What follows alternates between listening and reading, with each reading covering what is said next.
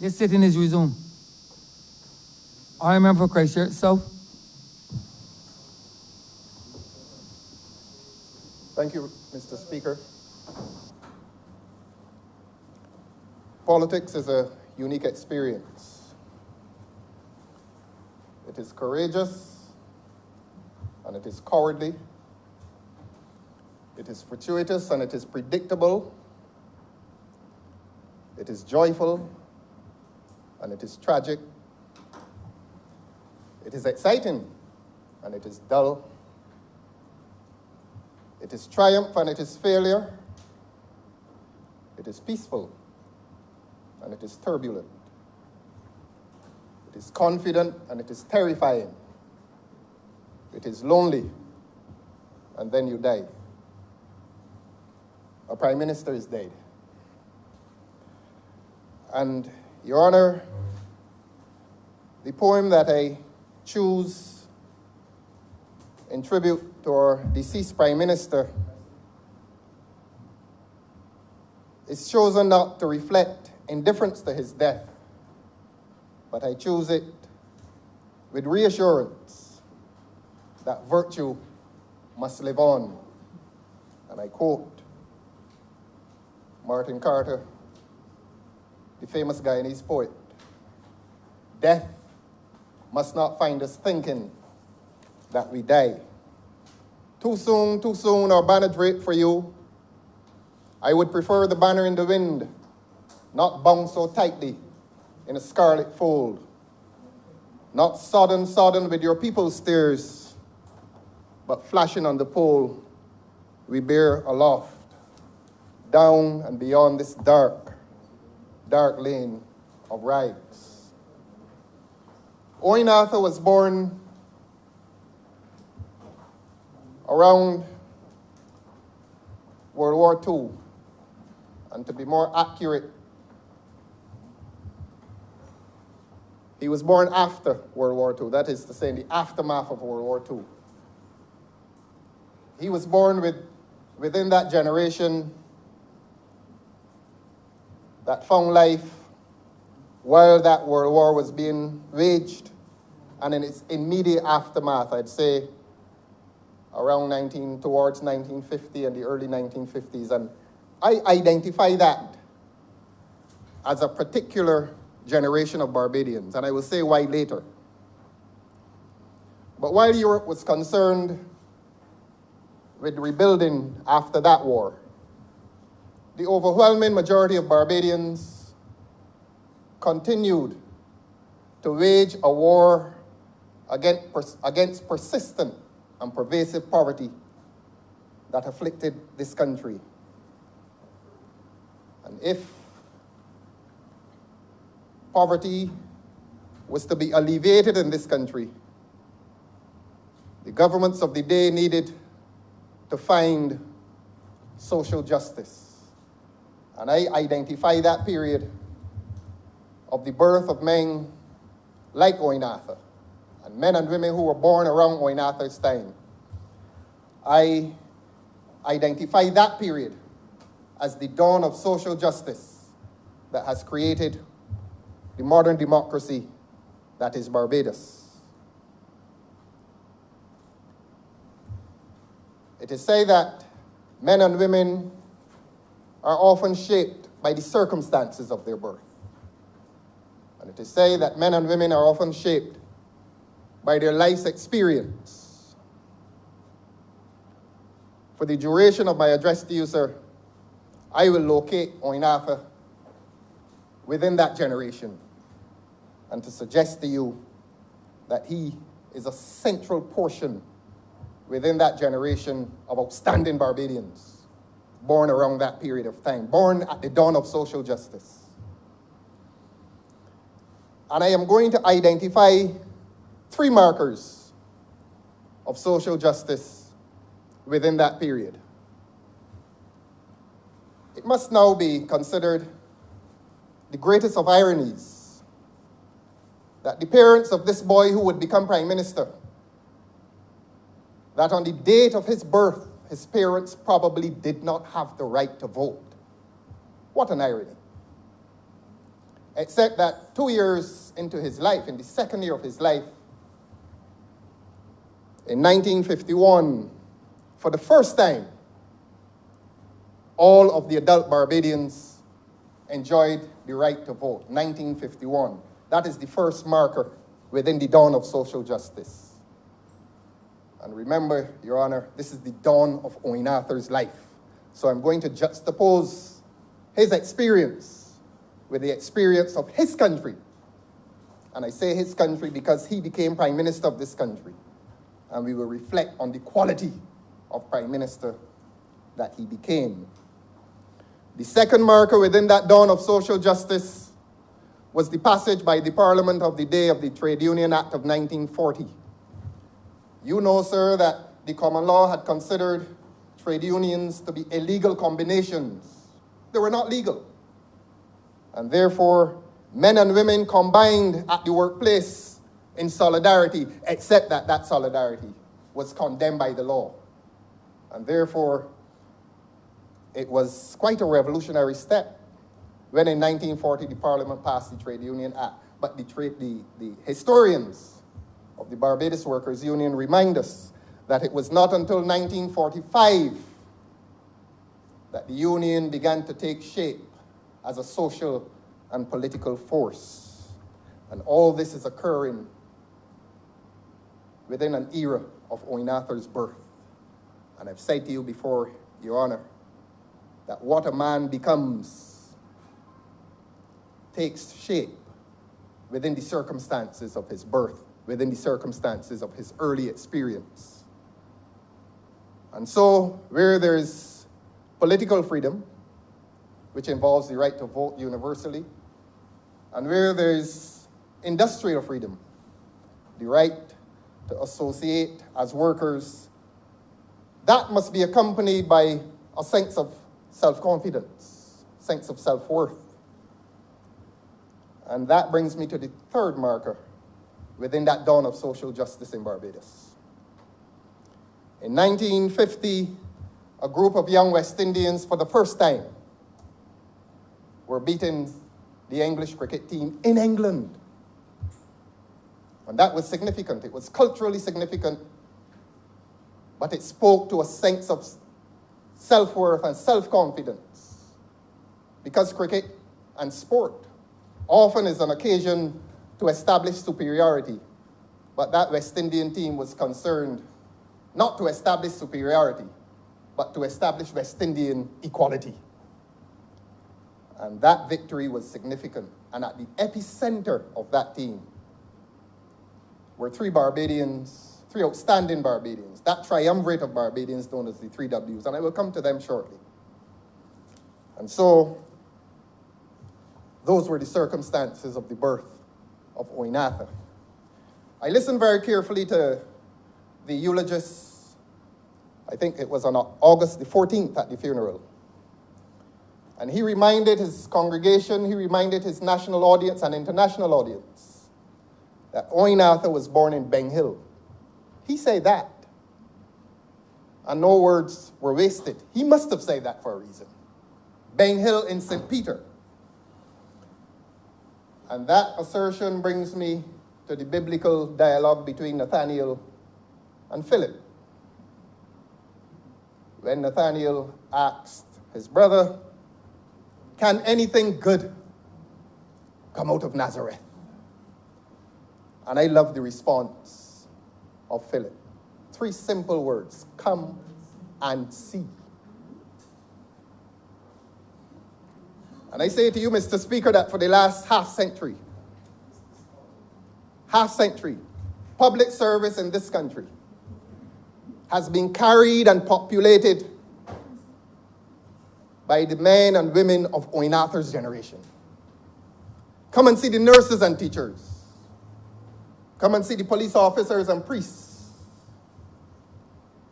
Come and see the doctors and dentists. Come and see the judges and journalists who all belong to that generation. Come and see workers in agro-industry and manufacturing, pastors and postal workers, all of whom born within the temporal premises of World War II and its aftermath. And they have contributed immeasurably to the success of what we wish to now call a modern democracy. But come and see how it happened. It was not happenstance. Let us go back to Dr. Dublin. In his eulogy, he said that a young Oinatha climbed Ben Hill to All Saints Primary School, the beginning of consciousness. And I want to submit to you, sir, that in hamlets and villages and parishes across this country, the young boys and girls endured a climb. If it were not literal, it certainly was figurative. These were difficult times. But parents knew that freedom, and ultimate freedom, was dependent on an education.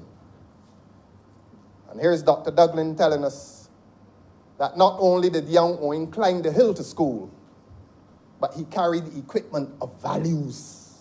Listen to him very carefully.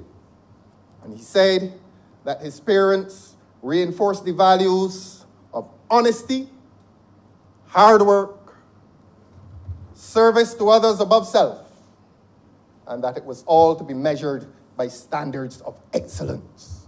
The excellence that became Oinatha. The excellence that became Oinatha's generation.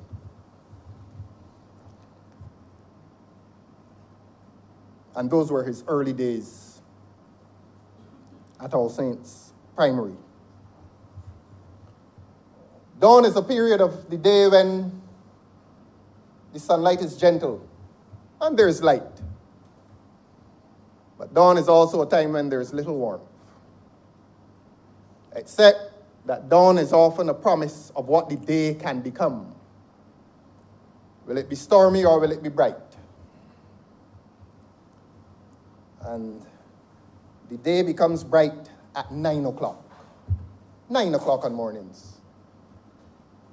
During the morning, there is no brighter period than 9 o'clock. There's a Latin word called educare, E-D-U-C-A-R-E.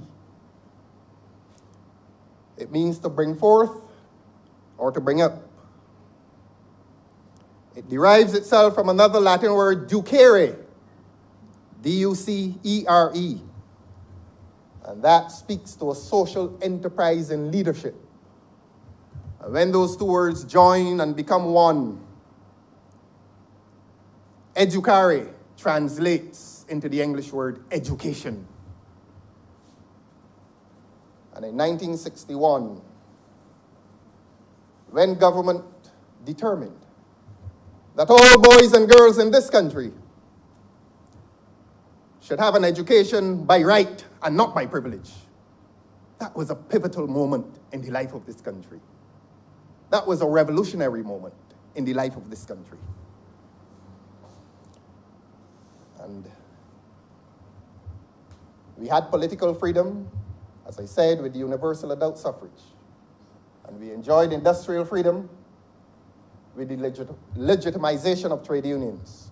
But that would all have become meaningless unless the boys and girls of this country enjoy the right to an education.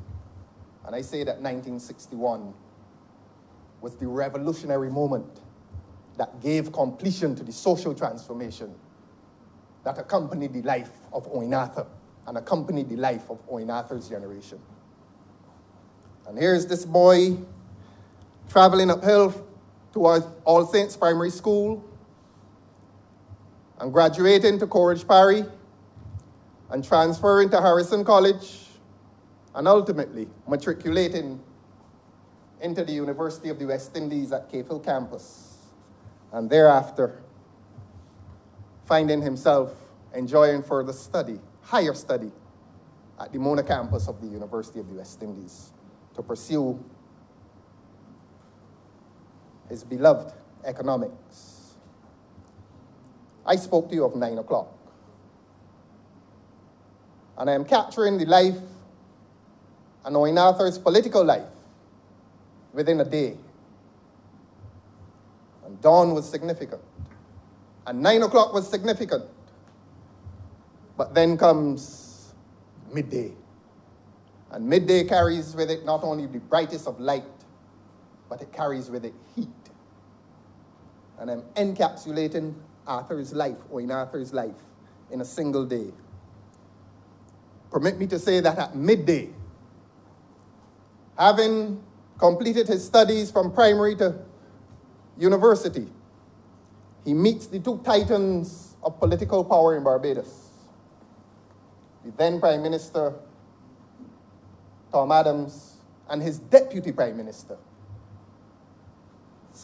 later Sir Harold St. John. And that was a pivotal moment in Owen Arthur's life. He himself told me the story of how he was brought into that meeting. That he had written a paper as a young economist, and that paper offered a critique of a particular aspect of government's policy. And I believe, if my memory serves me correctly, that it was Sir Harold St. John who urged him into this meeting to meet with a doubting Prime Minister at the time. The eulogist tells us that his father was a carpenter. I therefore ask and say, indeed, that of all the houses that carpenter must have built, he certainly built an outstanding house of self-esteem within this boy, within this man, within this complete man who faced off against a prime minister and a deputy prime minister on the day. The eulogist tells us that his mother was an agricultural worker, and of all the seeds that she must have planted, this was the most fertile seed of ambition planted within the mind of this 30-year-old child who became a man. And he defended his thesis. And so well did he defend his thesis that he left that meeting with the Prime Minister and the Deputy Prime Minister, having convinced them that he was equipped to occupy the highest office in this country. Midday. I pause to remind you, sir, that the three W's beat England, having learned their cricket entirely in Barbados. I invite you to discover the fact that Owen Arthur became that complete moral and intellectual being, having completed his entire education in Barbados and in the Caribbean. Sir Everton Weekes became the world's best batsman, and he did not need to go to Australia to learn how to bat. He learned how to bat right here at Kensington on both sides of the wall of Kensington. That is the worth of this country. That is the worth of this country's people. We have great self-worth. Sometimes all we need is the opportunity. And Owen Arthur was given the opportunity and never wasted it. I remember well 1984. Tom Adams probably incurred the wrath of some of his party members when he predicted that Owen Arthur would become a prime minister in this country. In a private conversation with Owen Arthur, he remarked to me without saying more that Sir Harold St. John was the most outstanding Barbadian he had ever met. A man who had a depth of appreciation for merit. Merit, Your Honor. And here emerges this young man from this meeting at midday. And permit me to be metaphorical, that for the next 3 hours between 12 and 3, and permit me to be realistic, that for the next 3 terms, this young man leads Barbados and leads the Barbadian economy to unprecedented economic prosperity. Barbados had never been as prosperous as it was when Owen Arthur was Prime Minister of this country. That is merit. That is performance. But he didn't do it alone. He did it with his generation. And that generation, Your Honor, thrived on the same principles upon which Owen Arthur thrived as a moral being. Honesty, industry, service to others above self, and all to be judged by standards of excellence. There's a word called integrity. It involves honesty, but it goes beyond honesty. And I have to say to you, sir, that I have met a lot of persons who belong to that generation. You meet them at the age of 20, and you meet them at the age of 70, and it is the same person. Unwavering in their commitment to values, moral values. They are constant and consistent. People who live an entire life imbued with the virtue of integrity. A generation who has been able to self-examine and to self-interrogate. And this is the question you normally hear them ask, taught to them by their parents. Before every major decision and even minor decisions, they pause. And the question becomes, but is it the right thing to do? That is the excellence of that generation. Are we therefore then surprised that that generation gave the highest quality of service to this country over the last 50, 55 years? Some are about to retire. Some have retired. And in some tragic cases, some have died. A prime minister is dead. Have we once paused to express gratitude to any of them? Our immediate purpose, of course, today is to express gratitude to Owen Arthur.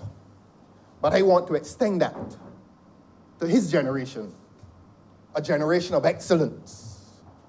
That we must never take public service for granted. Never take it for granted. And in expressing gratitude to that generation, in expressing gratitude to Owen Arthur, whose death I regret, I repeat the words of the poet Binyon. They shall grow not old, as we that are left grow old. Age shall not weary them, nor the years condemn.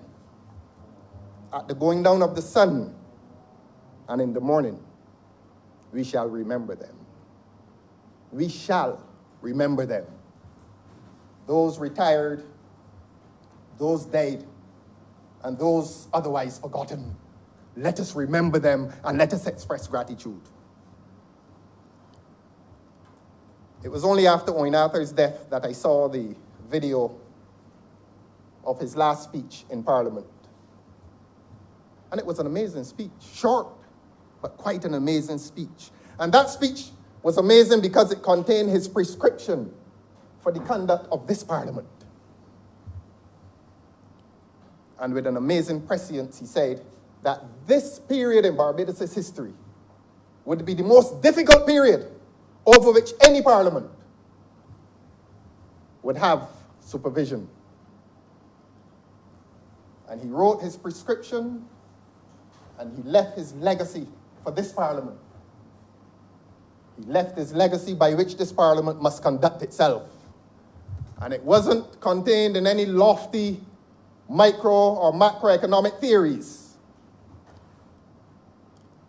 This child of a humble mother, this child of a humble father, went right back to his roots. And he quoted Paul's famous letter to the Philippians. Finally, brethren, whatsoever things are true, whatsoever things are honest, whatsoever things are just, whatsoever things are pure, whatsoever things are lovely, whatsoever things are of good report, if there be any virtue, and if there be any praise, think on these things. And with those words, Owen Arthur left parliamentary service in Barbados. With those words. At 4 p.m. on August the 14th, 2020, the metaphorical clock that was marking the day that was Owen Arthur's political life conjoined with the clock of reality, 4 o'clock. And it was a sad moment. Sad moment.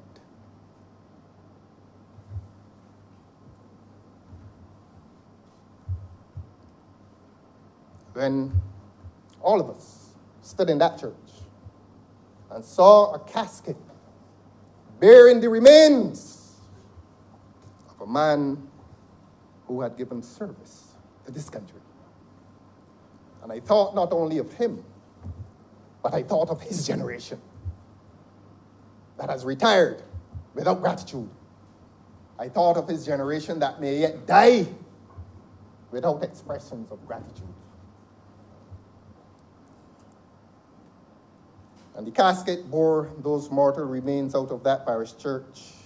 And we all men and women who are conscientious must have felt the sting of death, the sting of his death, and the sting of the death, perhaps, of a generation retired, a generation, in some cases, dead. But I seek reassurance that although there's a sting of death, that there shall be no victory in the grave, since we expect that the light of the contribution made by that generation, the light of the contribution made by that patriarch called Oinatha, must continue to be illuminated across public service in this country. And if I can be so presumptuous as to even suggest to his relatives and fellow parishioners in St. Peter that a kind tribute would be to erect above his grave that lies within that humble soil at Nazareth, to erect above that grave, such as they have done with John F. Kennedy, an eternal flame, an eternal light, as testimony and testament to what he did, and testimony to generations yet unborn, that on the humble soil of Nazareth, on the humble soil of Ben Hill and All Saints and Mile and a Quarter, once ran a child who became a man of excellence and who ran this country according to the highest principles of integrity. And I think that would be a fake tribute to this gentleman. And now, today, is the only time given to me to say farewell. Farewell to Oinatha. And permit me to do it again with the poet Martin Carter in the second verse of his poem called Death of a Comrade. Dear comrade, if it must be you speak no more with me, nor smile no more with me, nor march no more with me, then let me take a patience and a calm, for even now the green leaf explodes, sun brightened stone, and all the river burns. Now from the morning vanguard moving on, dear comrade, I salute you, and I say, death will not find us thinking that we die.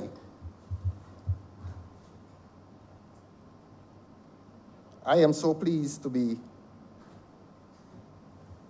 addressing this Parliament, Your Honor, in the presence of his relatives.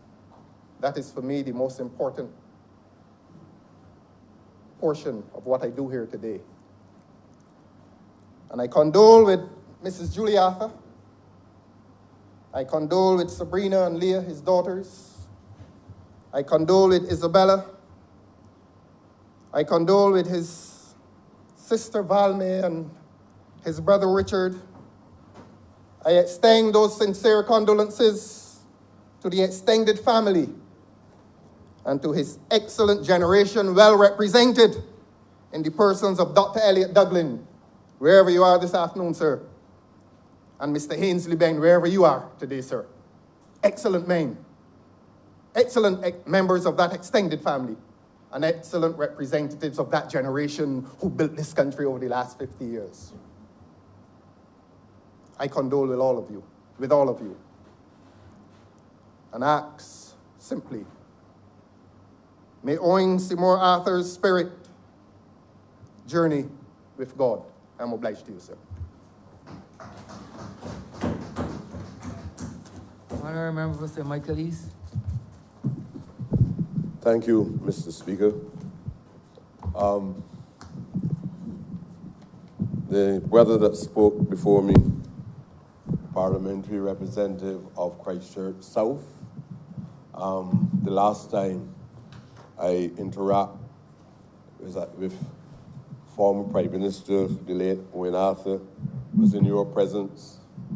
I wouldn't tell the story of the nature of the conversation. But of course, at that time, there were some tensions between Owen and myself.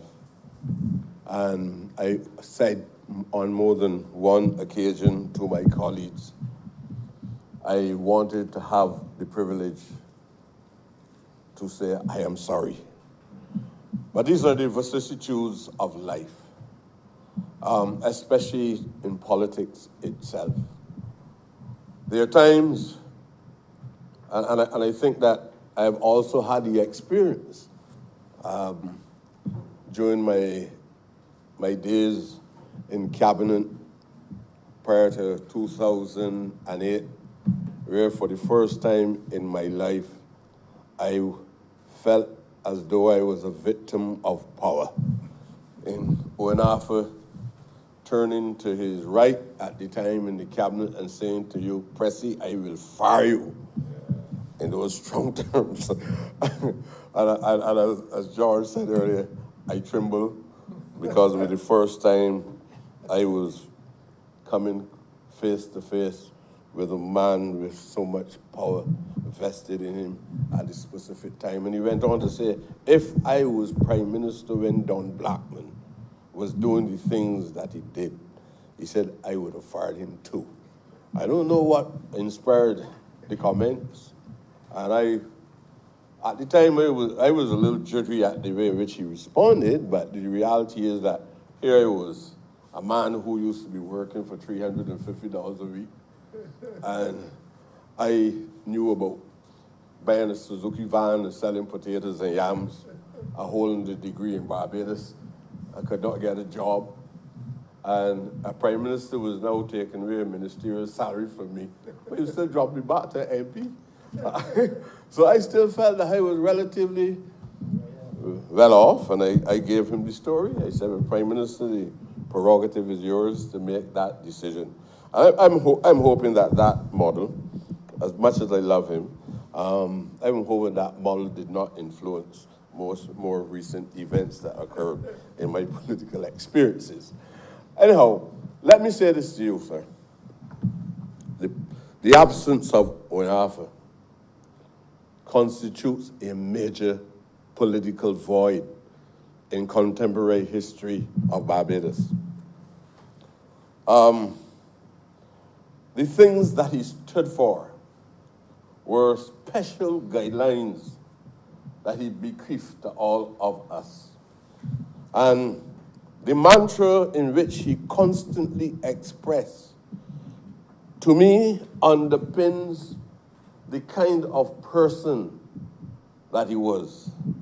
Many people will have their different perspectives of him, but I'm going to tell you my perspective of him. He was committed to a journey. He was committed to a journey related to the eradication of poverty. He echoed it in the mantra of I am here to stop poor people from being poor. The leader of the opposition said it. It was his rallying cry many times in election campaign, but it was also his mantra. It was a political underpinning that shaped everything that he was, because he set about on a journey. And he was very clear, no politician who comes into politics not only leaders, no politician who comes into politics and say they don't have any philosophical guidelines, don't know what it is they are into politics for, don't know what it is they want to achieve, don't have no purpose, nothing to defend, should never be in here because he doesn't know what he wants to do for the people who elected him to come to Parliament. And that's my view. Honourable was very clear that he had to find a way of counting the traditional models in society in which there was that level of inequity and people not distributing the wealth of this country in the manner that it ought to be done. And that came as a consequence of having a framework of what he wanted to achieve.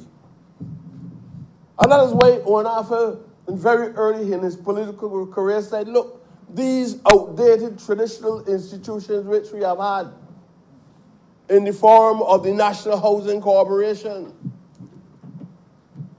could not do what he wanted done as expeditiously as it ought to be done. And Honourable said to himself, there's a necessity, it is an imperative that new configurations be created to deliver. Poverty is not debatable. You don't defer poverty. When a man is hungry, when a man needs a house to live in, you don't put it back till next year. You have to find a mechanism to be able to address the social concerns of people immediately. And Honourable formed the Urban Development Commission. When Honourable went as far as to put legislation in place to make sure that there was a body of laws or provisions in the law that will help him to form the guidelines to how we respond to the public issues in urban Barbados, and also did the same thing for rural Barbados. He was very clear, and he understood the urgency. The concept of economic enfranchisement was very clear on the agenda. Ownership of property. I heard others talk about it already. And we don't have to try to create new strands to demonstrate that we understand him better than anybody else. The reality is you look at the trajectory, the consistency of the man and the things that he focuses attention on. And the economy was fundamental, but not excluding social policy and social engineering. You understand it well. And I'll tell you this. I remember on an occasion he was coming across Mays Road in my constituency, the constituency to which I have the honor of representing many people, but more so the poor people. Licorice Village, Mylor's Hill, the Ivy. And I will die, as I said, I will die with my books on nobody under the sun could ever tell me to walk away. I walk away when the people tell me to walk away. So I want that very clear to everybody in here, and all those who are within earshot of my voice. There will be a time when there will be a need, because I am not here until eternity, but as long as I have breath in my body and this intellect remains as lucid, even if other people believe that it is not, I will remain until the people say no more. Nobody can purchase me. I am not an auctioneer. I am not selling the authorities that has been vested in me by the people of St. Michael's East. And when I met Honourable that day, he said, look, I want to have a conversation with you. I must have a conversation with you. He was coming out of a shop that we don't call is Gloria Hall shop in Mays Road. He said the government cannot do it alone. We have to work in collaboration with a number of institutions, number of non-governmental institutions. He wasn't talking about no Toastmasters. He wasn't talking about no Lions Club. He was talking about the Israel Level Foundation, the Pineland Theatre Workshop. I knew this man had a vision, and he understood the required organs that would allow him to achieve the things that he went about to achieve. And on that occasion, he asked me about the programs that we were doing. At that time, he was the director of the Israel Level Foundation, and he told me, look, get a project proposal and send it to me, but make sure that the items that you put in that proposal would, in a major way, address issues of poverty and the eradication of poverty. You have a lot of poverty in this community, and I want you to make a meaningful contribution. And the first time I ever sat down with the executive of that body and draft up a project proposal, and within a short space of time, I got a response. I must tell you that when Onafa was no more, I never got any help from any of the government agencies, you know. Not only on the DLP, but under this government too. Never got any help since then. So I could not continue the programs, and it's just from taking money out of my pocket that the institution survived. But he was there for us. He was there for us. And it took, just like he sprung from obscurity, from Ben Hill. He recognized that ordinary men and women can play a meaningful role as well. Because it was clear. When Onafa returned here, Onafa was no national figure. He was considered as the boy from obscurity in that election. And the mystery of that election is as mystified as the one we had when we had the 30-11, because he was defeated by one vote. And then you had a recount. And I remember Mr. Leacock only spent a few seconds or day as a member of Parliament. And Onafa, from a one-vote defeat, rose to become the Prime Minister of Barbados, from obscurity to Parliament. And as indicated, my good friend, my colleague from Christchurch South, Onafa spent 3 terms. No other Prime Minister in the history of this country has spent 3 terms. And we must always remember that. And I think that this party would be worse off if we do not respect the legacy of Onafa. If I told you at the 11th hour we had tensions, and I'm now telling you this, I believe I probably one of the most honest persons speaking on this issue. He was very clear. And no one must forget that. That at all times, I mean, I'm not going to tell you he's a paragon of virtue. I'm not going to say that even within the presence of his family. He was like any other human being. There's a time when Onafa's tongue dripped acid. He cut up opponents, not only here, at the regional level. But it was also a testimony of the sound intellectual content on almost every issue under the sun. He wasn't superficial on any subject matter.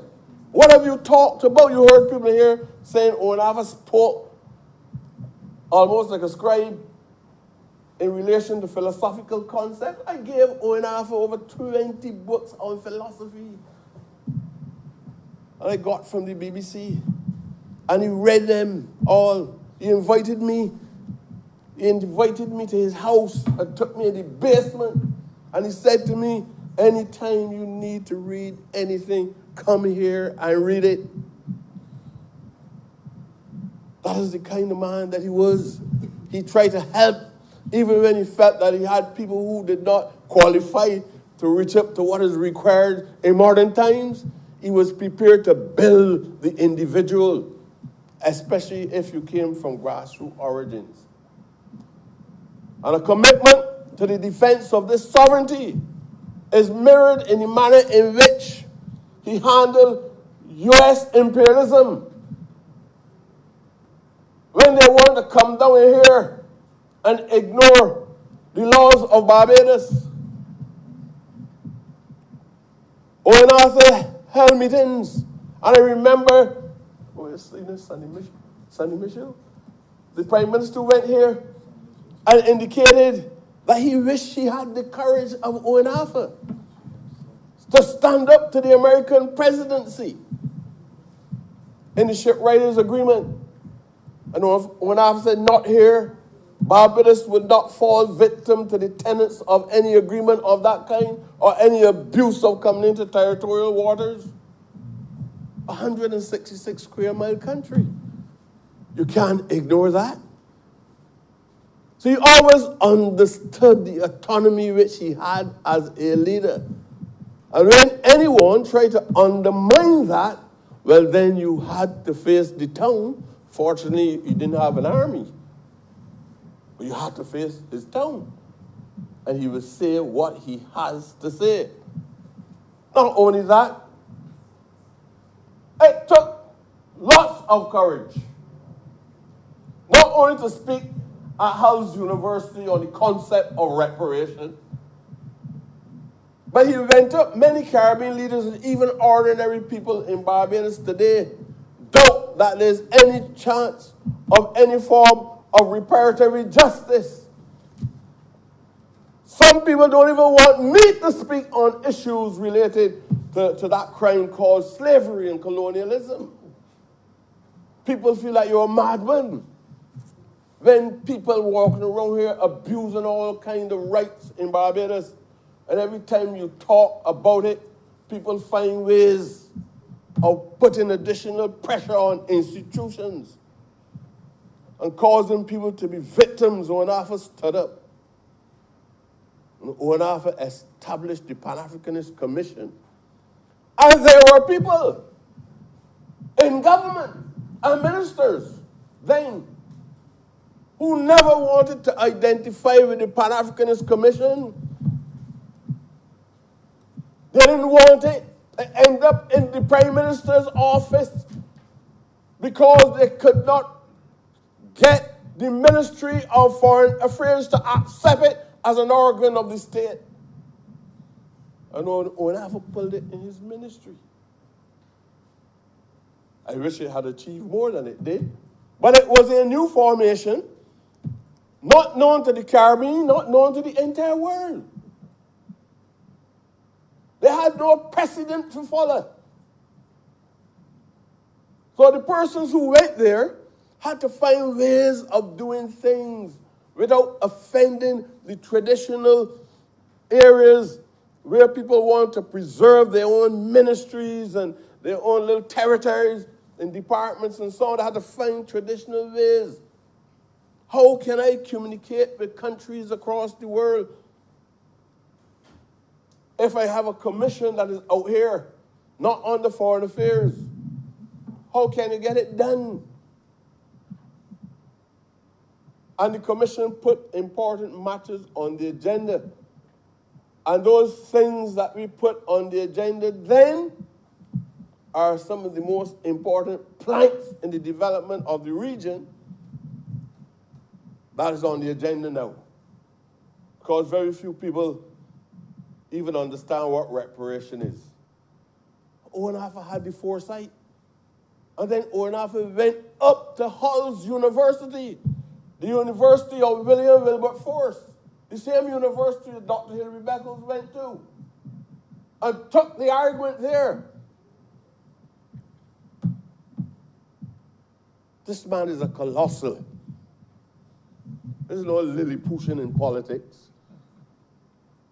You don't stand up to an American president and speak the way how he did.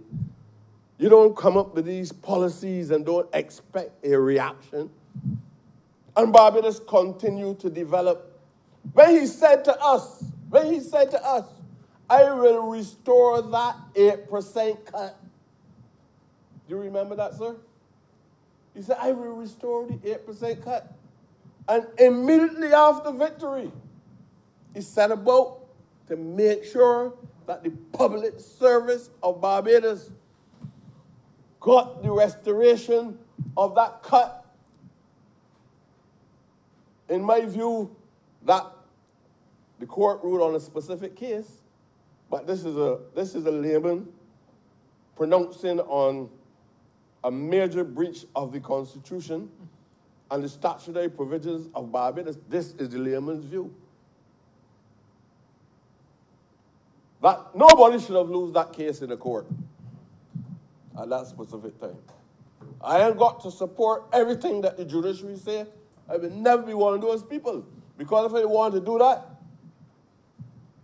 I will got to be one of those people that involved in the apartheid system in South Africa or working among the establishment in the antebellum South, where I believe in segregation and an apartheid system.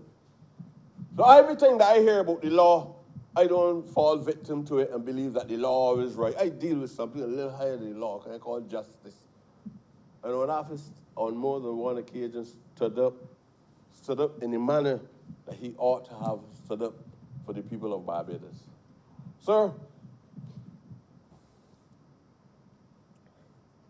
this man, Owen Arthur, I believe epitomized something that is important. This party, from its groundings in the 1930s, was shaped in the initial, and I think that the honorable member for Christchurch South also indicated that that philosophy emerged from the people.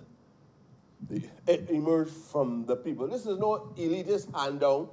This is no succession right. He had no succession right. His father, his mother, all of them were unknown in the body politics of Barbados. He came from no traditional family. The people put him there because they trust him. The people put him there. And all that he was doing in his time is bringing this party back on track. I know political parties got a tendency of hailing everybody. Everybody, whoever is the leader, he's the greatest man on earth. He's the greatest woman on earth. That is fanaticism. Only cronies echo that foolishness. And probably when I've had the problem of not abandoning course, but he had the problem of trying to give a little satisfaction to some working class cronies who felt that handouts was necessary because they felt they were important. And all prime ministers got to be careful with cronies. Even today, cronies are dangerous in body politics. And when they talk, they're talking about themselves. They're not interested in nobody. They have no track record of doing anything for their mothers, their sisters, their aunts, their grandmothers. They did nothing for nobody over the years. And I understood parasites, people that suck the blood of the state, and people who commit themselves for a lifetime to the betterment of the society itself must not be allowed to dominate in this country, because we will be breaching the fundamentals of the principles that Owen Arthur set for us. And those are the legacies that must be protected at all times. It is fundamental. And if I never said anything to my colleagues in Parliament that makes sense, Let that be my first sensible comment. Don't allow cronies to emerge, because you will pay the price. Cronies are parasites. And Honourable was very clear. Sir, I don't know. Sometimes I would just be saying these things and no intention to be offended to be offensive in any way to anybody. But I had the greatest admiration for him because he never went off course. But of course, challenges would occur along the way. Because in my experience in politics, sometimes you meet some ambitious people. And those ambitious people probably have agreed. They have agreed. Believe that they should be rewarded for doing nothing. And sometimes you, as a leader, these people are all around you every day. Every day. I recall on the eve of the election before 2008, I was Minister of Social Transformation at the time. And I kept saying to the Prime Minister then, PM, I understand the outstanding track record which you have. About a 6% unemployment level, which was considered full employment in Barbados according to the theories of the economists. Full employment, 6%. Then I do who unemployed and who can't eat when the day come. But economists put these things down on paper and conclude that everything is all right because the figures look good. And they had over $2.7 billion in the foreign reserves. And the Prime Minister said then, Pressy made the track record good. I said to him, PM, I don't like what I'm hearing. I had a discussion, and the opposition party at the time was very confident. And I remember the last Prime Minister, the then leader of the opposition, saying to me, I am walking on water. And he said, I am waiting on you. Because I may hold different views sometimes. Not because I hate anybody, but these are my views, and I feel good when I say what I want to say. As I can't say what I want to say, you and I get fall out. Even my mother that day, right? We can fall out. When Arthur said to me, I am all right, Pressy. I am ready. I told him, Prime Minister, I still believe that we need to use the social services to pump some capital inside the local environment as a form of preparatory work for victory. I do not believe, some people Honourable using very crafty language. So continue. Using crafty language. Someone is even trying to take me a little further. Tell me they call it pork barrel politics. I don't think that we were thinking about that at the time, but I still felt that there was a necessity for greater distribution. And although we had the aesthetics of the figures looking very appealing and so on, I thought that reality required that we still go pump some largesse inside the individual communities. But he stood up.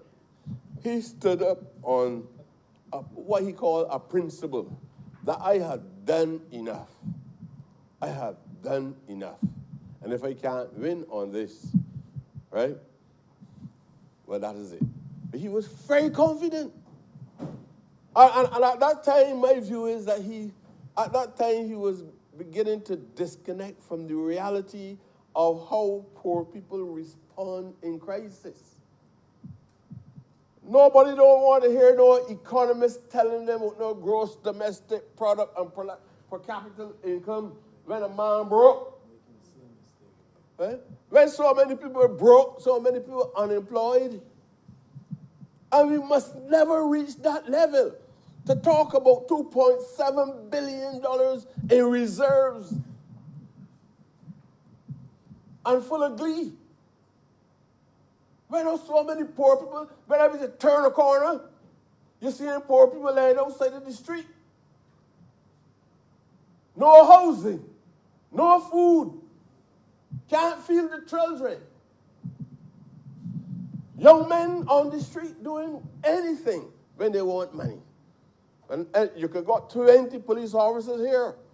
When a fella want money and he asks for it, and you don't pull it out, he say, get money. That is the environment that you're in. Get money. You come out broke, and the fellas take out the gun out the pocket.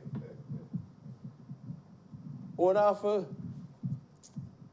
in my mind, remain constant. He was always connected.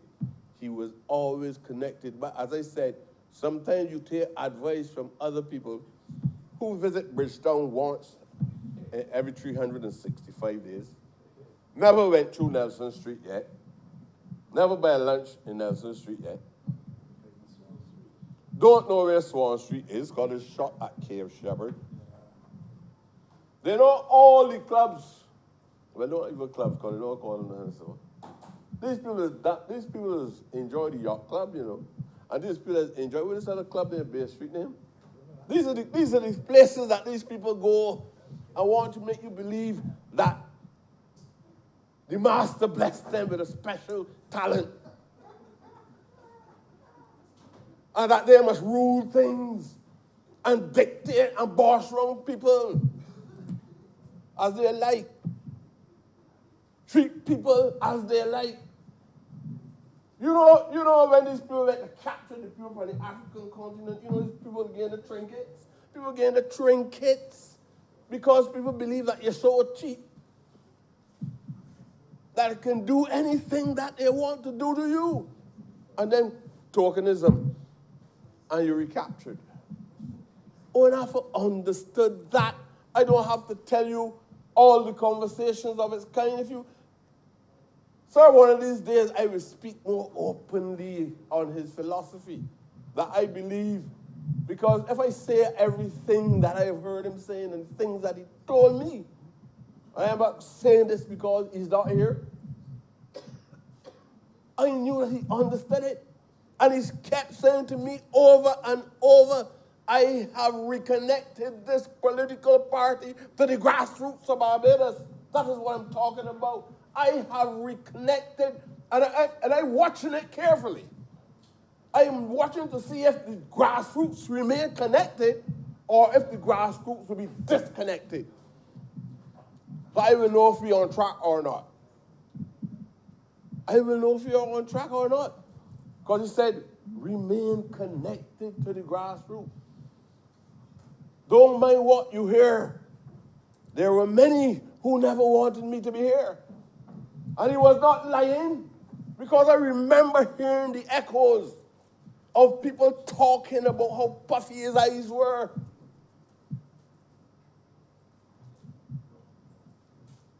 He had puffy eyes. And did everything to discredit the man for not being worthy. And he defeated all of those things. He defeated all of those things to turn out to be one of the best. And in my view, I'm struggling to determine who was the best between him and the former leader, Aaron Walton Barry, you know. I am trying to make the decision.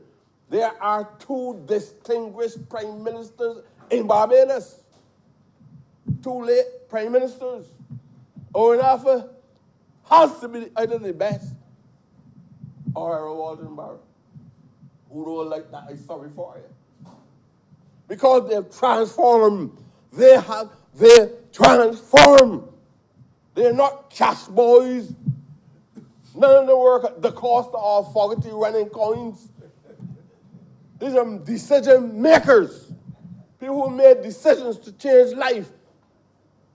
People who come and say, look, black people must have an opportunity to go to university. They had no university, but we had no. They were saying pollute your head about Cotterton College. Honourable, I remember coming through the saying to me when I was in the Senate, the first man who ever sent me to the Senate and felt like I had some worth was Errol Walton Barrow. First man coming through the said to me, Trevor, do you know that in 1961, when Errol Walton Barrow wanted to introduce free secondary education universally, I told him, I have no money. He said, I told you to start it. Money will come. This was part of the void in the body politics. And Cameron Trudeau told me, I started it. I didn't know who I could pay, how I could pay for nothing, but I started it. And I'm likening that to Owen Arthur because when Owen Arthur recognized that I have to redistribute this wealth across this country, Owen Arthur said, these are the mechanisms. It must be started. I must eradicate poverty. Pressy put me as consultant. I won my seat, called me one day and he said, I want you to be consultant to work in collaboration with Hamilton Lashley. He was the wild boy from the pine and I was the wild boy from the ivy.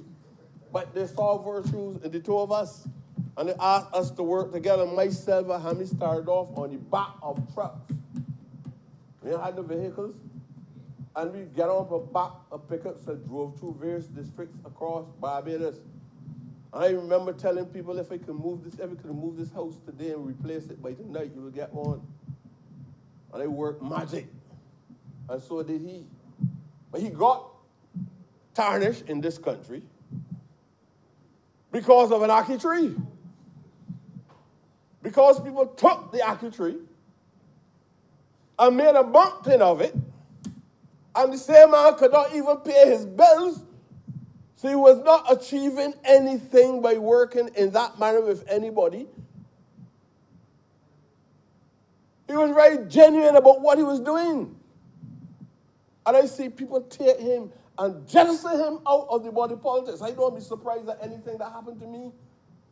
Because I would say to him every day, brother, if you ever do something that the media or politicians, even within the party to which you belong, can point at, you're going to get a Sunday paper front page. They will treat you worse than how they treat Don Villenis. And I watched that man there. I watched that man there now. Because somebody said that he gave away $11,000 for an ackee tree. And there was a national debate and men steal all kind of money in Barbados from the state and the taxpayers of this country. But Owen Arthur said to me, I want you to make sure you look. The people did not even come to us in many cases. We went into the communities and we identified all kinds of derelict buildings. We identified poverty. We brought in carpenters and masons. And we reconstruct houses for poor people. I remember you have 2 more minutes. All across, thank you, sir, all across Barbados. We decided then we will repair tenantry roads. We work with the urban development at that time and the rural development, but mainly urban development, to make sure that land that people live on for a considerable time. I think at one time it was about 2 houses or more in order to qualify for the right to own the land.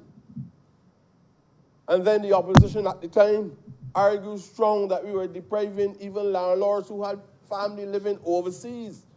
And when they wanted to come back home, they had no land. They moved it up to 3 houses or more. Then they went to about 5 houses or more. Could not understand the philosophical thinking that was applied to the Tenantry Freehold Persons Act and better interpreted under the Owen Arthur government. And there are hundreds, if not thousands, of Barbadians who were landless, who own land as a consequence of Owen Seymour Arthur across Barbados. There were people who walked and stamped their toes every day in unpaved roads, who had to walk with 3 and 4 pairs of high-heel shoes, baby dolls and all, through the mud. And Owen Arthur put small contractors in place in order to provide well-paved roads for them. So there is evidence.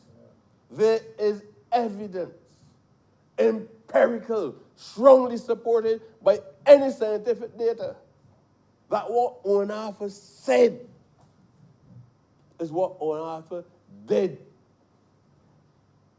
There are lots of people that talk very pretty, but when we got to scratch down, we're looking for the track records to see what it is they have done in life, you can't even remember a quotation from them. You know, there got people that be opponents for 20 years, 15 years, nobody can remember them. You don't have to get put out of here, nobody don't remember them. I tell you, because they never even feed the mother. They never even feed their mother. I know men that the family suffering all now in Parliament. And we help nobody. Everybody trying to see if they can enjoy all the ostentation that is possible while they're in Parliament. I'm going to look for the mother living in a little shadow house. Brothers struggling. Sometimes when brothers before the court, they hide it, they want a boy know as the brother. You understand the kind of society that we're living in? You understand Owen Arthur had a clear vision. You ever hear about a visionary? And he said to himself, mission must be accomplished. While Beckford was saying, I focused on persistent poverty, Owen Arthur was saying, I am concentrating on the eradication of poverty, an ideal type for some people, but he saw it as a reality that can become true. You want to read Beckford? But there are some people that believe poverty must be here forever, and that we can never eradicate poverty. And they got some people in here still that believe that we must concentrate on the preservation of the middle class. Owen Arthur understood how we are to uplift the working class in these circumstances. Because you've got a fragile middle class and we must help to sustain them, but you must ignore the majority class, which are the hardest working people in this country. And therefore, sir, I know you must come home, but therefore, sir, let me say, let me thank you. Let me say this time. I thank you, sir. Look, Owen Arthur, I come to the conclusion every day, as I detail the examination of this great man, that this is the best Prime Minister Barbados has ever had. I seriously believe that. The latter days of his life, unfortunately, might overshadow many things. But the few things that I have mentioned to you, and certainly not fully expanding on the positive benefits of the things, repairing roads, putting in roads, putting in housing, making sure you got a poverty alleviation program, reparations, all of these things, the Pan-Africanist Commission, UDC, RDC, Tenantry Freehold Person Act. When you look at that, within 14 years of the man's contribution, nobody can better that. Not since 1951 in self-government. When you look at the amount of ordinary people that Owen Arthur embraced, I was not subject to the pressures of cronies. He protected them. He protected them. I want all of us to be guided by that great legacy which he has given us, that must remain the blueprint the blueprint of the Barbados Labour Party as we move forward in a very progressive way into general development of Barbados. Sir, I want to thank you very much. I know you always complaining about this helicopter, not understanding that there's a new session, sir, so I will not complain with the helicopter. Thank you the very helicopter much. will not be allowed to linger. Well, thanks very much. So obviously, I stood within the framework of the rules which you are responsible for. Thank you very much, sir. Honourable member for St. Michael North. Thank you, Mr. Speaker. I don't propose to make a contribution to wax as philosophical as the two speakers who went before me. I rather really intend to make quite a practical presentation this afternoon. And I want to begin by saying that Barbados is the poorer on the passing of the late Professor Arthur. I truly believe that he was a phenomenal man who was really determined to use his skills and his ability to ensure that there was a betterment in the lot of people in this country, particularly the poor in this society. His journey, particularly in his early days in politics, was not an easy journey. It was not straightforward. After a very torrid nomination process for the first by-election, he ended up finding out that he was losing. He lost by actually just one vote, which is a tormenting reality.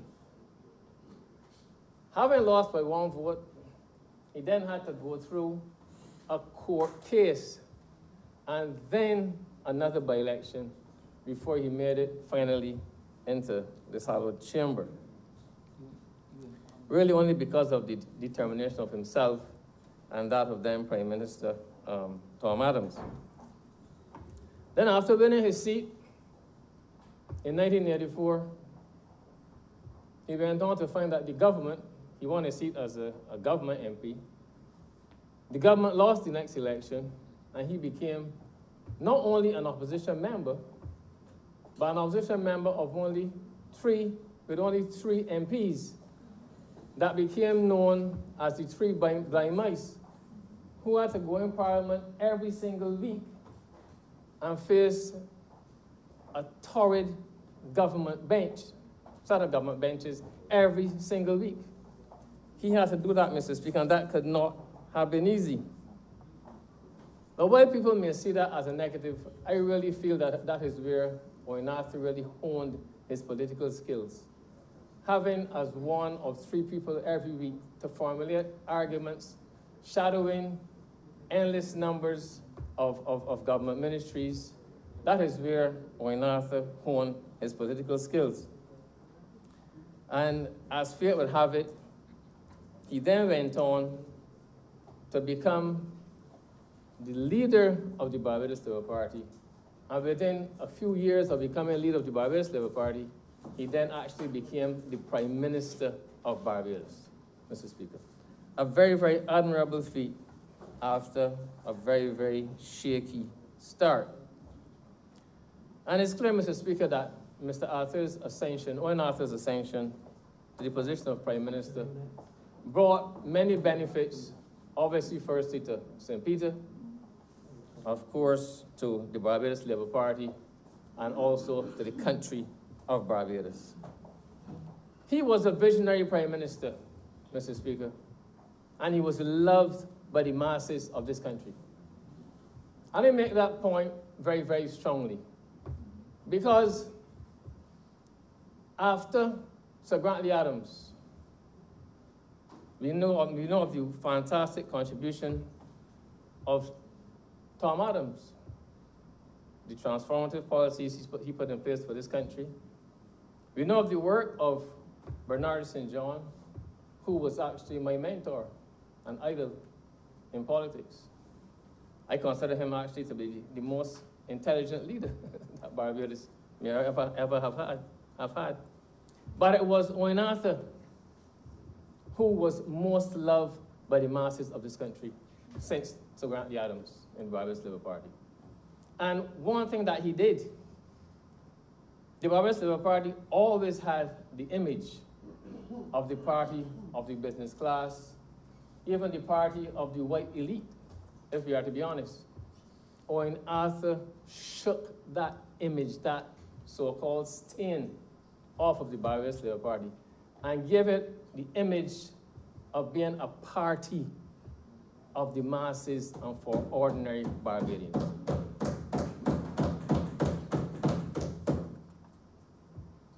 But as flattered as he was by that, and the extent to which the masses loved him was clear, it was obvious. But he was not flattered by that, because he knew why he went into politics.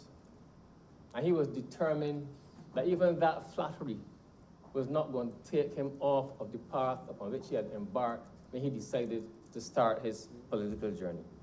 And that was, as I said, to improve the lot of people, and as we heard from so many others today so far, to stop poor people from being poor. And he set about in a very disciplined way to carry out what he saw as his mission. So from punctuality to policy formulation and policy implementation, he was a perfectionist. Yes, Mr. Speaker, even with punctuality.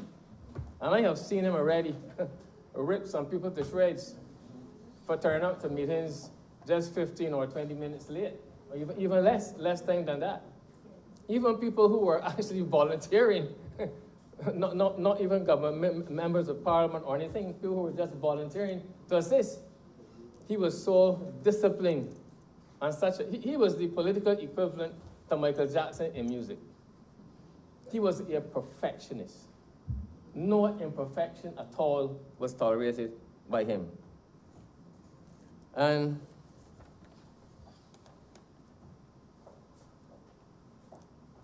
he also decided, although he was a qualified economist, one of the best around, as we all know, he did not set out to prove in politics that he was to be seen as the best economist in the world. He did not see his economic qualification as the end in itself. He saw his economic qualifications as a tool, the tool that he was going to use to ensure that he could empower and enfranchise and better as many people as he possibly could in this society. When you sat in a room with Owen Arthur, with other economists as well, invariably they would speak first. You will go from some who would be, I would call, self-appointed economists, and they would speak. And you will say, well, they sound pretty okay. Then actual economists would speak. And you would say, well, they sound very good. There can't be anything left now to say. But when Owen Arthur joined the discussion, there was so much else to be said that he said. And he would take the discussion sometimes up to another level altogether. But you know what, Mr. Speaker? He never left the discussion at the other level. He would always bring it down and break it right down to show that what he was talking about would show you how it was impacting you on your kitchen table, or how it was impacting you in your pocket. He wasn't interested in being seen as the world's greatest economist. His economics qualifications was the tool that he was going to use to bring about a betterment for those in society. He was not just an academic or theoretical economist, but he was about using his skills to bring about change. And he started out as a prime minister, finding an unemployment rate in this country of around 23-24%. And he pledged to create 30,000 jobs. And he did it. Did it, Mr. Speaker. In fact, more than 30,000 jobs. He found the Tenantry Freehold Purchase Act, which was revolutionary, enfranchising thousands and thousands of ordinary Barbadians. He decided he was going to go further, deal with the issue of urban tenantries, to empower and enfranchise thousands more, again, as part of the property owning democracy in this country. He established the Urban Development Commission, Rural Development Commission, to ensure that the little things that matter to people all over Barbados, urban and rural, were looked after. As he was doing that, given his vast knowledge of every area of government, really, and also his reliance on his ministers, the ones he had appointed, particularly the ones he had appointed to economic ministries, and I must concur with a comment made earlier by an earlier speaker, that he did in fact give his ministers quite a lot of latitude. He really, really did. Of course, if he didn't deliver, you would have to explain why. But certainly he gave you free rein, having appointed you to do certain things. I remember even, there was a time when I'd become a minister not too long before. And I had to make a trip with him as part of Barbados' delegation to Guyana in the Intersessional Heads of Government meeting. And I was at the airport about to depart, and I realized that he was not there. And then now the late Carol Inks, who was PS in his ministry, came and said to me, Minister, there's a problem with the hospital, and you are now the leader of this delegation. Is you talking to me?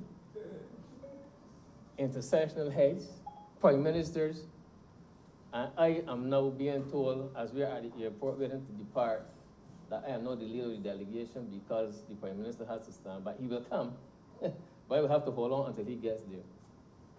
And I went to Guyana as head of the delegation, got the briefs, stayed in the room the next night, came down for breakfast the next morning after that for a meeting, just before the meeting, early before the meeting started. And I had to go and, as best I could, with all the advices I had and the information I had, and sit at the table and make interjections as instructed that Barbados needed to make. And then when the meeting was about to finish, when Arthur turned up, and they said, but Skip, you made some hot water here, man. And he told me, Mr. Toppin, if I did not think that you could do it, I would not have asked you to do it. That is what he told me.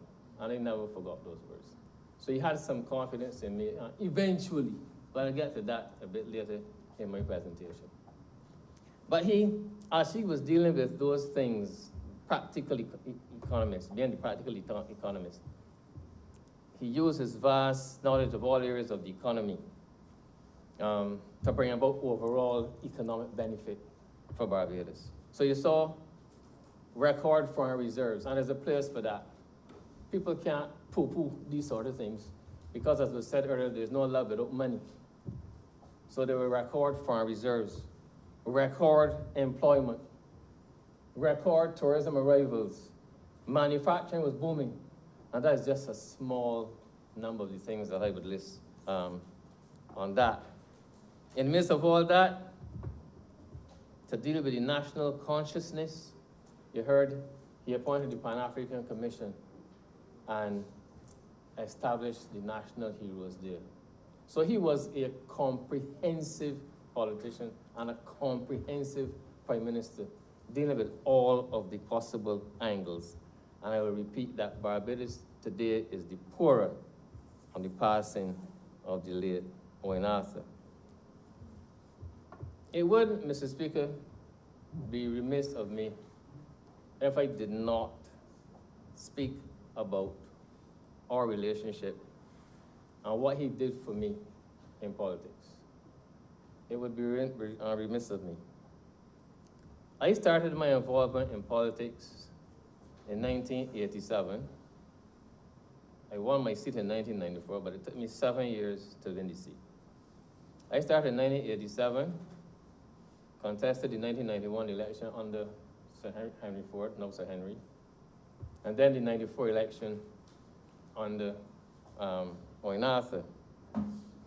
And if I am to be honest, Mr. Speaker, I have to say that it was clear to the purblind that in my early political days, I was definitely not part of Owen Arthur's plans for how he wanted to do things and how he wanted to handle the affairs of this country. In fact, to be even more honest, there was tension between us. I must say more from his side than my side, but he was my senior, so I could not be sure to have any tension towards him. But there was tension, there was obvious tension. I was not, he did not have me in his plans. That's pretty clear. And I remember, in fact, a conversation I had in his office, the leader of the opposition's office in Parliament, around 1993, because I was gearing up again for the 1994 election. And there were, in fact, two other people in the constituency, both calling his name, saying that he sent them to run to seek the nomination in that constituency. One of whom I believe was true, it was really true. The other one was a complete madman.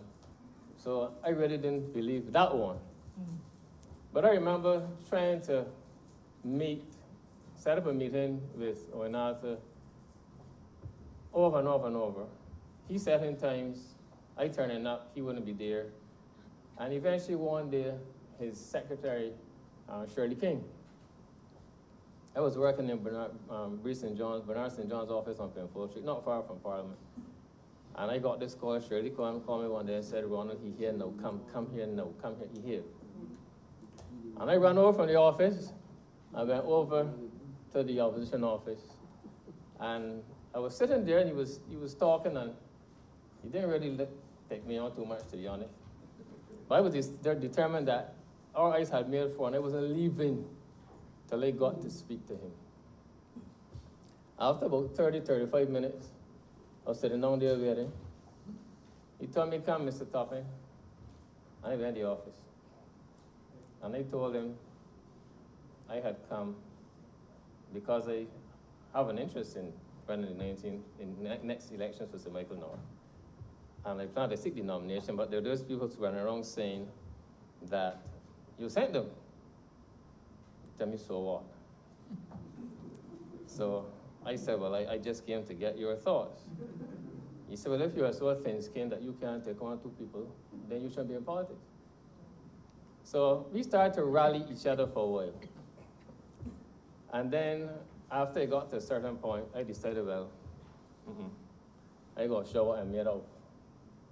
And he said, you know, Mr. Arthur, if I want to run in to seek the nomination for Sir Michael North, I'm going to seek it and I'm going to get it. You can't stop me. Even if you come and run against me for the nomination, you can't get it. You understand? In fact, he only came to you as a courtesy. So understand that. And he told me, but you really underestimate me, though? I said, no, you underestimate the support I have in the constituency. And then he started driving around the constituency and getting a few agents to drive around the constituency to check and see what level of popularity I had. I know of one encounter he had with somebody that was not very pleasant. And then afterwards, he started to back off and allow the nomination process to play out the way that it should. But I had to stand up to him. As I said, I was not a part of his original plan. Then I got the nomination and I won the seat. And the BFP formed the government. What does he do? He does not appoint me to the cabinet.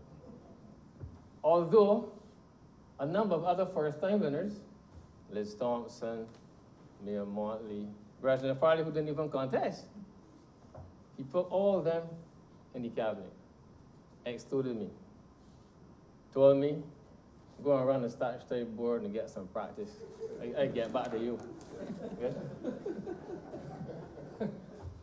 Then I did that.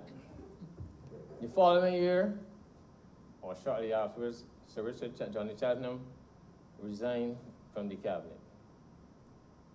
Then he calls me one day and tells me, this is the day after the Cola Syrup no confidence motion that David Thompson attempted that backfired against the member of Michael Northeast. He called me, I was sitting in my office today. I had to make a speech in there as chairman of the National Petroleum Corporation, where I was the board chairman, that apparently impressed him. So as I'm sitting in my office, I got this phone call at 3 o'clock the Wednesday afternoon. The secretary told me, Mr. Toppin, Prime Minister on the phone for you. I took the call. He said, Mr. Toppin, Ron Eastman is not well. I want you to act as Minister of Agriculture for 30 days in the first instance. I said, okay. I said, effective when? Tell me tomorrow. I actually said, you might find this surprised, but he said, well, I can't do it. Because it was Thursday and a Friday, and I had 2 cases, one the Thursday and one the Friday, for which I was fully paid. And that was the decisive factor. You can be fully paid and don't turn up. So he said, the cabinet secretary will call you. I was done with that. Like, cabinet secretary will call you. Cabinet secretary called me in a few minutes, told me, asked me how I can work around tomorrow. I said, well, my discourse is supposed to start at 9 o'clock. Suppose he could get there for 10. He said, I'm going to have you sworn at 9 o'clock. So then I went to the cabinet. He told me he wanted me to get 6 things to cabinet in that month. 6 cabinet papers, 6 projects. The one, after I took my brief and I told him that one was out of the question altogether. It was out of my power. It could not be done. So he said the other 5. So in that month, I got all 5 of those things to the cabinet, working till about 2 o'clock in the morning, Ministry of Agriculture. So then now, after the month, he indicates to me that he's going to keep me in the cabinet. But not as a minister now, but as a minister of state, not a full minister. So it was always a situation where I had to just continue proving myself to him. Not a full minister, but a minister of state. Then after I served that time as Minister of State and got a number of things done in relation to international transport, he invited me then in the 1999 election to then serve fully as a Minister of Commerce, Consumer Affairs, and Business Development. I had to start up a Fair Trading Commission, which I did. I remember once being overseas, Mr. Speaker, but twice, again, I forgot to mention to you, that twice when I was overseas on government business, he issued a recall for me to come back to Barbados right away. Once when there was some problems with the cruise industry vis-a-vis Grenada, and some other matters you can't recall. So I had to pull up ropes from overseas on government business and come back right away. But it was the 3rd time. Then I got the call and I was overseas. It came through, I was in Miami. This was not on government business. And I got this call from the Consul General, Ben Martinez, that the cabinet office is trying to reach me because the Prime Minister has indicated he wants me to come back home, right away to present a cabinet paper. So I told Ben, I said, well, you know, Ben, you have a choice. You can tell the Prime Minister that you tried to reach me, but you did not get me. He said, he's not a liar, he's not doing that. I said, well, I agree with you. In your position, I would not do it either because I'm not a liar either. And everybody knows I'm not a liar. I said, well, then you will have to tell the cabinet office, to tell the Prime Minister, I am not coming back. I am not coming back. I said there's a lot of financial commitment I made. Family members were involved on the trip, and I am not coming back home, full stop. He told me, well, you know, the Prime Minister is not going to be very pleased to hear that. I said, well, he'll get over it. Or he will make a decision, such a decision as he will make, and I will await that decision. And then after I hung up from Ben, I never heard anything more, and duplication was completed. When I got back to Barbados, I went to cabinet the next meeting. His face was set up towards me, and then eventually it wasn't set up no more. Simple as that. But I always had, in my early days, um, to fight up a bit. But as time went on, precisely because of firstly my performance, as he perceived it, as a minister, and then my ability to stand my ground is what earned me his respect. And I really want to say to young politicians and aspiring politicians, you know, you have to stand your ground. Nobody's telling you to curse a prime minister or disrespect a prime minister. But sometimes they can say, I do not agree, prime minister. That's not hard. That's not hard to do. I have done it already, as I said, many, many times. And I did it too because the politician or the political leader who can intimidate me or can induce fear in me is not yet born. That's a fact. It's not yet born. And what I did was I took the tension that was coming from Oinatha towards me, and used it to toughen me up as a politician. In fact, I would say that he really put me through the hottest fires. And I think I have become the finest steel. And for that, Mr. Speaker, I thank him. I really, really thank him. Those were the early days, Mr. Speaker. He did go on, as I said, to respect me quite a lot, even if he didn't fully like me, he respected me. As the years went by, it reached the stage where we did develop a bond. And I could say then, yes, he liked me. And in fact, he went to places repeatedly and spoke in glowing terms about me as a minister, saying that I was one of his finest performing ministers. That's a fact. In my ministry, in fact, in recent times, he was doing some work in my ministry. And he actually repeatedly said to the staff, not that I was one of, but that I was his best performing minister, and that I was the only minister who ever fired him. That's a fact. He used to say that, which of course was not true.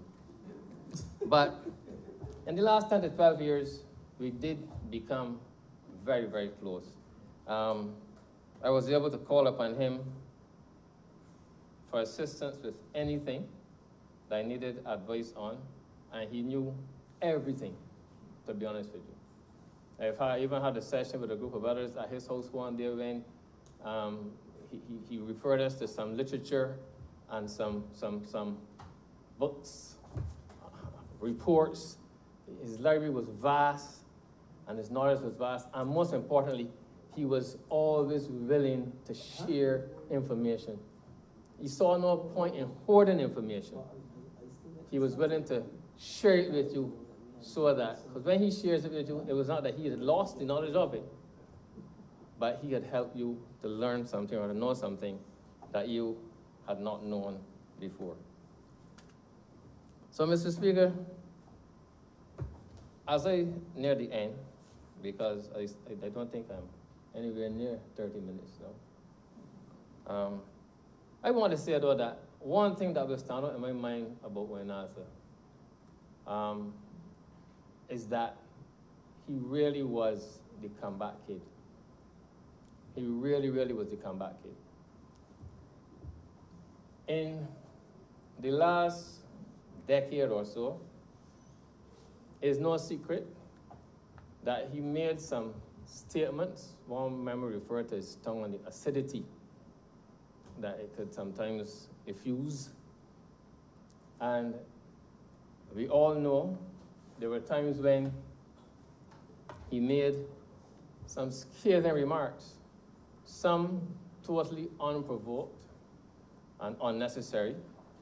I couldn't understand for the life of me what was possessing him to say these things. There were times when he was seen in the company of some characters. I'm talking politically here now, on the other side of this, the political divide, in the form of the Democratic Labour Party. I call them characters because I feel generous. I would not call them what they really should be called. But there were times when he would hang with them in a way that would mystify me, it would confuse me. I don't know how a man of that caliber could be associated with that type of person at all. And he would sometimes make a lot of statements that you couldn't understand why, unprovoked, unnecessary. There were times when he did make some statements, in my view, totally provoked, and therefore his acidic response was entirely, in my view, understandable and correct, and I supported him. That's the fact. But whatever the reason, whatever, no matter how you got vexed with him, no matter how the Barbados Labour Party supporters got vexed with him, he always came back. He was a comeback kid.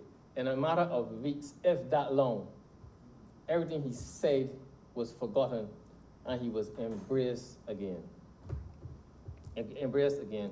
And that was because not only of his likability, but because of his sheer ability and the fact that the knowledge that he had was always needed to be a part of the process going forward.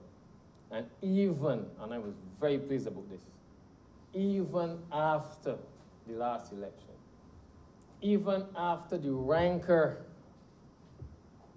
of the election and comments that he had made, he still came back again. And he was embraced again. And let me tell you something too. He never, ever, ever stopped being a Barbados Labour Party supporter. He never, ever stopped. Never stopped. He was always a Barbados Labour Party supporter. He felt he did what he did because he felt he had to do it.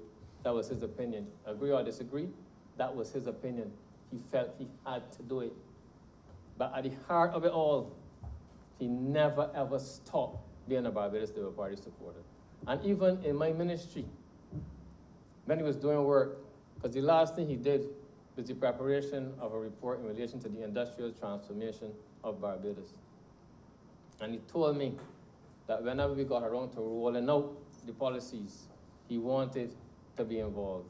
And he started to list other ministers that he was in communication with.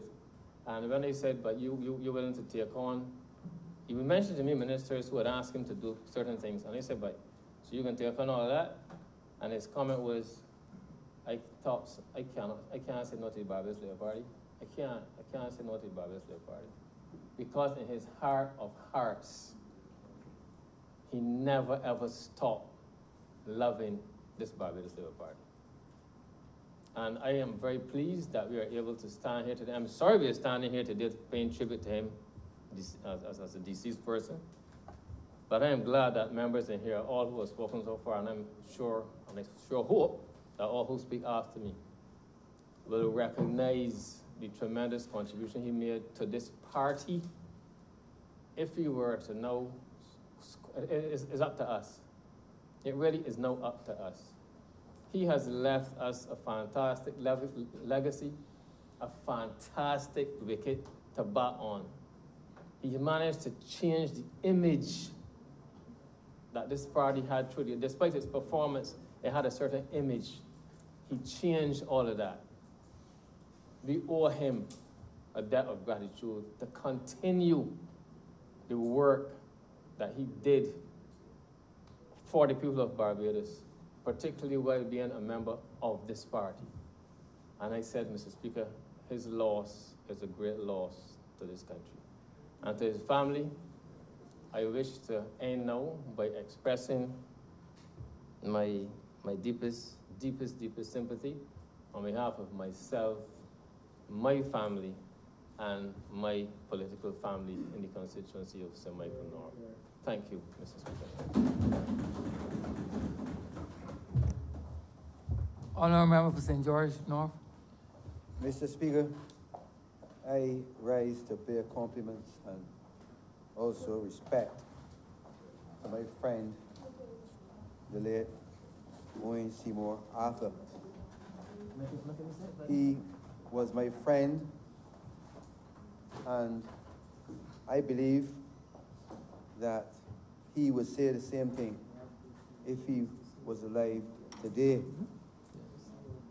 When I saw my friend Owen in that casket that afternoon, I felt that part of me was being taken away. And therefore, Mr. Speaker, I remembered the words he said to me several years ago in 1993, Mr. Speaker, when we were on our way from the office of the Leader of the Opposition. He said to me, and he quoted from the book of Ruth, and he said that we were going to be like Ruth and Naomi. He said to me on that occasion, believe in the words which says, don't entreat me to leave you and return from following after you. For where you go, I will go, and where you lodge, I will lodge. Your people shall be my people, and your God, my God. Mr. Speaker, those are the words of true friendship. And later, I heard it when we lost the government in 2007, when on this floor of Parliament, the then Attorney General, who was the member for St. Michael's South, said that all of his friends have left him. The only friend he had was the member for St. George North in the Parliament of Barbados. And those words were recorded in the Hansard of this Parliament.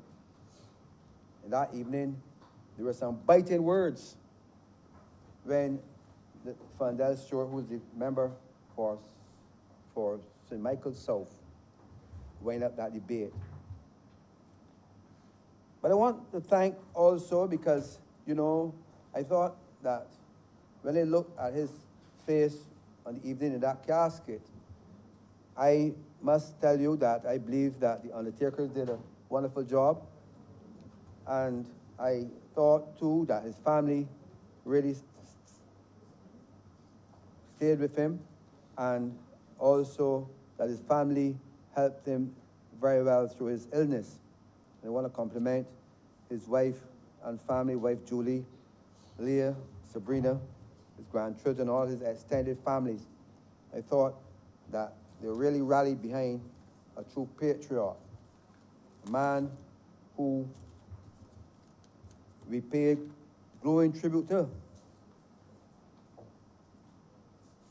I must say that I remain a true disciple of Owen Arthur. Owen Arthur had strong principles and philosophy that many will find hard to emulate. Always said in simple terms, never forget where you come from. And of course, many have said, and that's one of the greatest philosophy which I will speak about. Don't forget where you come from. Try to stop poor people from being poor. We have spoken about that. And these are the philosophy which I want to put on the records in this Parliament today. Simple, but straightforward. Education is the key to success. Work hard for your living. Manage your affairs in a way that you can take care of your family. And of course, I heard the member for St. Michael North spoke about his belief in punctuality, keeping your word. And of course, he's believed that the best will come out of the person if they go through the hottest fire. So that when the member for St. Michael North spoke about how he had the trials he went through, it was preparing him for the hottest fire. It was preparing him to be the finest minister we had. And of course, the member, in my estimation, who is my good friend, turned out to be one of the finest ministers of commerce. The member for St. Michael North. And I must say, too, that he has prepared our Prime Minister for the work ahead. And if she remained constant to the philosophy that we have just espoused and he has espoused over the years, she too will become a fine Prime Minister. And I must say too that I have seen her in the last 2 years demonstrating some of the principles that Owen taught us. And I want to say from this outset too, that he single-handedly took us after we lost the 1991 election. Myself, the Minister Toppin, he wasn't Minister then, he was Ronald Toppin then, still is, Mortley, Mayor Mortley, the three of us, he took us and said, look, this is how you went wrong in 1991. And he helped us to manage our campaign. It was he who put a system in place which we now have. The system that we have in place now was put forward by Owen Arthur. And I must say we want to thank him for doing that. A simple thing. Never forget where you come from. Always go down in the trenches, the heights, and get people to support you. Manage your affairs. If you stumble, get up, dust off, and go again. Never be too big to say sorry. And that's the name of the man. I also want to say too that we must understand that if we are supposed to demonstrate that we want to be true disciples of this great man, that we must be able to work hard. He never suffered fools, and I want to say that too. You had to perform. You had to perform, and he will trust you. Persons who were able to perform, those were the people who he relied on, not only in government, but also as his close friends. I must say to you that he has a similar background to mine, from humble beginning, and he always talk about his extended family in Rose Hill. He always talk about his mother. I think he loved his mother dearly, Mother Doll, and his brothers and sisters. He once said to me, and this helps to demonstrate the man that we now pay tribute to, that he was the first graduate, Mr. Speaker, in his family, the very first graduate from his family. And he said many nights he had to walk from Cave Hill to Rose Hill, St. Peter.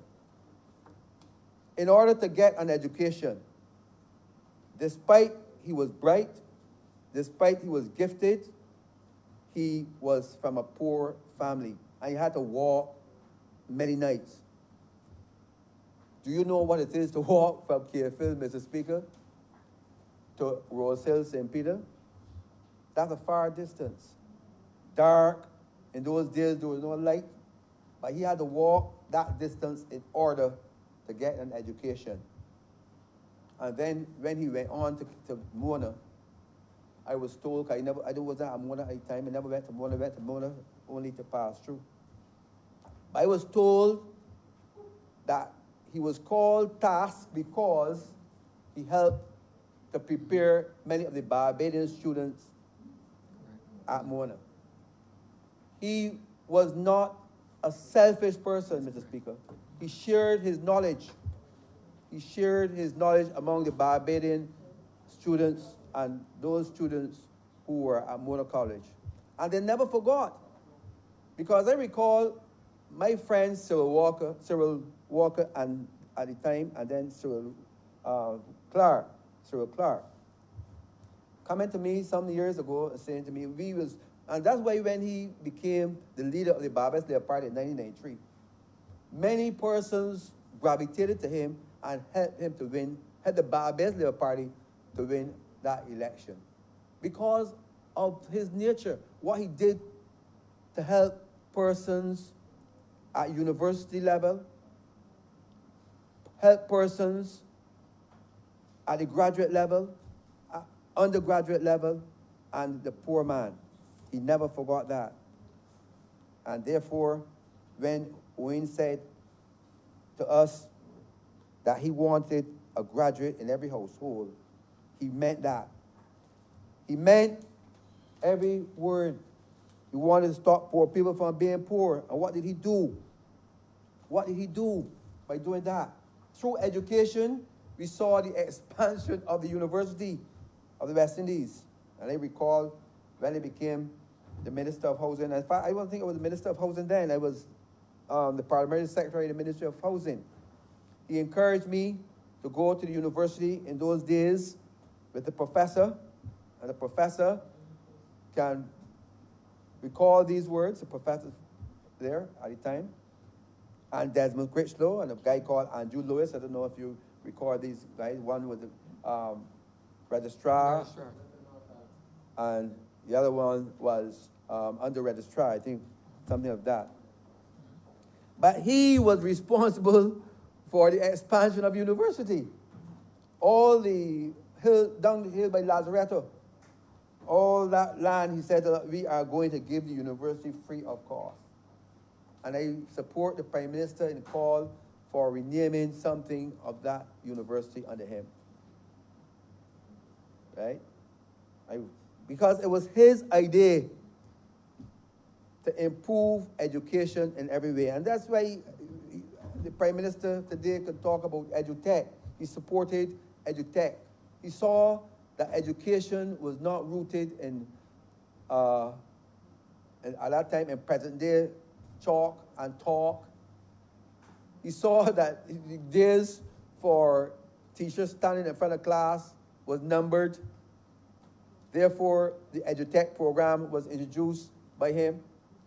He saw the need for community resource centers where persons were able to go back to the community centers and learn the technology, so that despite he was not trained from infant, because, you know, when you're a child, you learn, today, children learn the technology faster than adults. But because he did not learn this as a child, but he understood that the way forward was through technology. He understood that very well. He understood that. And therefore, he pushed education and the expansion of education. I don't know how many of you realize or knew that he wanted to have the education so rooted that he wanted to establish another university, an extension of the university in the city of Bridgetown. In the city of Bridgetown. And as Minister of Housing, he wanted me to look at the Mutual Building to see how the university could expand into a city center. And we started that course, but we never completed it because we lost office. But the expansion of university was something OA wanted dearly. Just like how he wanted full employment. You know, he felt that people had the right to work. He was going to put that in the Constitution, that people had a right to work. And then when you heard his talk about, I want 30,000 jobs created, it was not a meaningless boast. He went through the figures and realized at the time, because when we took over office in 1994, we had 24% unemployment. He wanted to reduce that, and he was able to succeed by having unemployment reduced by 207 to about 6%. So he established almost full employment in this country. by ensuring that people went to work. And you know something, Mr. Speaker? He did it without fanfare. He did not break the law. He did not create a deficit. The current account was balancing. And you know, he came to cabinet in 2007, December, and said, colleagues, the reserves is about $2.7 billion. Can you imagine that, Mr. Speaker? Unemployment down to almost 6%. Reserves up, and people doing well. And at that time, we have capital work program. We had the expansion of the ABC highway. The country was doing well. And he could not understand why he could have lost the election in 2008, because the country was doing well. The country was doing well. And he felt that a group of well boys, because he called them well boys, were vying for the leadership of this country, and the people put them in there. The people of Barbados made a mistake, and I want to say this categorically now. The people of Barbados, I know it may not be politically wise to say this, but the people of Barbados made a political blunder when they put the Democratic Labour Party and Thompson in power. And we saw the problems that we had from 2007. The country ran well. You can imagine that when OA talk about the tenantries, I had the Prime Minister talk about the tenantries program today. He conceptualized the tenantries, the revised to the urban and private tenantries. And we were making poor people, having poor people the right to have a small part of their land at $250 a square foot. And you know, the concept of that was too, that you do not disadvantage the landlord, but that you give people the right to own the land at $250 a square foot. I had gone to housing conferences all over the world, and people were saying at the time, and I heard the former Minister of Housing spoke about today, that people around the world were saying, this is a revolutionary step. Do you know what it is to get land at $250 a square foot? And you're not disadvantaging the landlord. And the state was paying the difference between the economic costs. The state was paying. And a group of men came to power and stopped the Tenantries Freehold Purchase Act. In your constituency, Mr. Speaker, what has happened? What has happened to urban tenantries? I am saying, and I spoke to the Prime Minister on this, because one of the things I would like to see is that urban tenantries, that persons who live in urban tenantries have the right to buy the land at $250 a square foot. I am saying, Mr. Speaker, that when we look at, because I think all members of Parliament, all aspiring politicians must understand the implications of the 1937 riots and the Moyne Commission recommendation that in order to enfranchise black people, we had to give them some land. We have to give them the right to work, and OA is right. And I talked with the Minister, the Prime Minister talked about giving recognition to heroes. OA deserves to be a hero, a national hero in this country, because he understood, Mr. Speaker, he understood the Moyne's recommendation that the black people at the time were rioting because they had no work, they had no land, and the houses were poor, dilapidated. Bad conditions in the city, without garbage, no transportation. You can imagine this. When OA left in office, we were buying 50 buses a year. 50 buses a year, because we had money. 50 buses a year. Democratic Party came to office and didn't buy a single bus or single garbage truck. And we had money. He could not understand why. This great Barbadian, and I heard members talk about it. I believe he was the greatest thing, the greatest Prime Minister we had, who understood.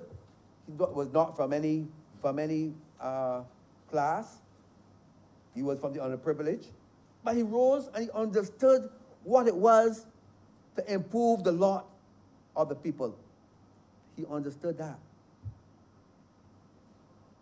This was indeed a great man who never left out his friends. He told me on the road, I will always remember the road across Constant to St. George Secondary School, primary school and secondary. Once we make it, you will be with me. And that's why I quote today the story of Ruth and Naomi, because he said to me, wherever I am, I will take you. Very soon, I will leave this parliament as well. Very soon. And it's just one of those things, Mr. Speaker. When I looked at his face in this in that casket that evening, I said, very soon, my time will come. My time will come. But we all must remember that we must stand guard on the philosophies and the principles that he stood by. He could not go, you could not go into another cabinet, Mr. Speaker. You could not go into OER cabinet 15 minutes late.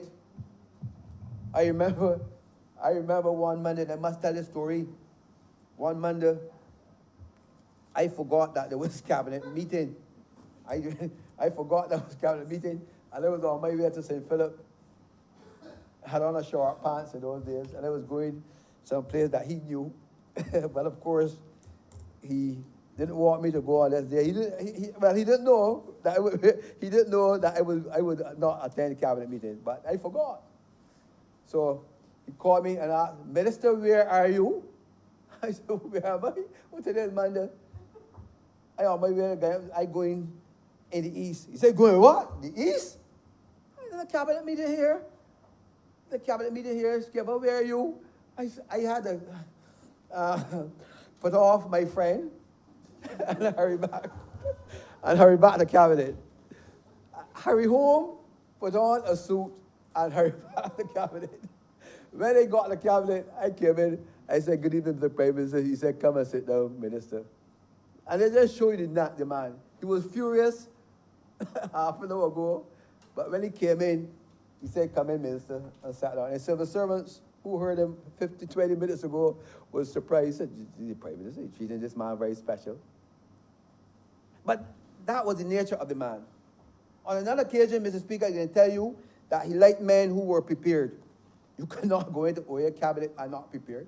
You have to prepare. And I knew that he had an economic mind. So I always presented the cost-benefit analysis. And he always said to me, you were really smart, you know.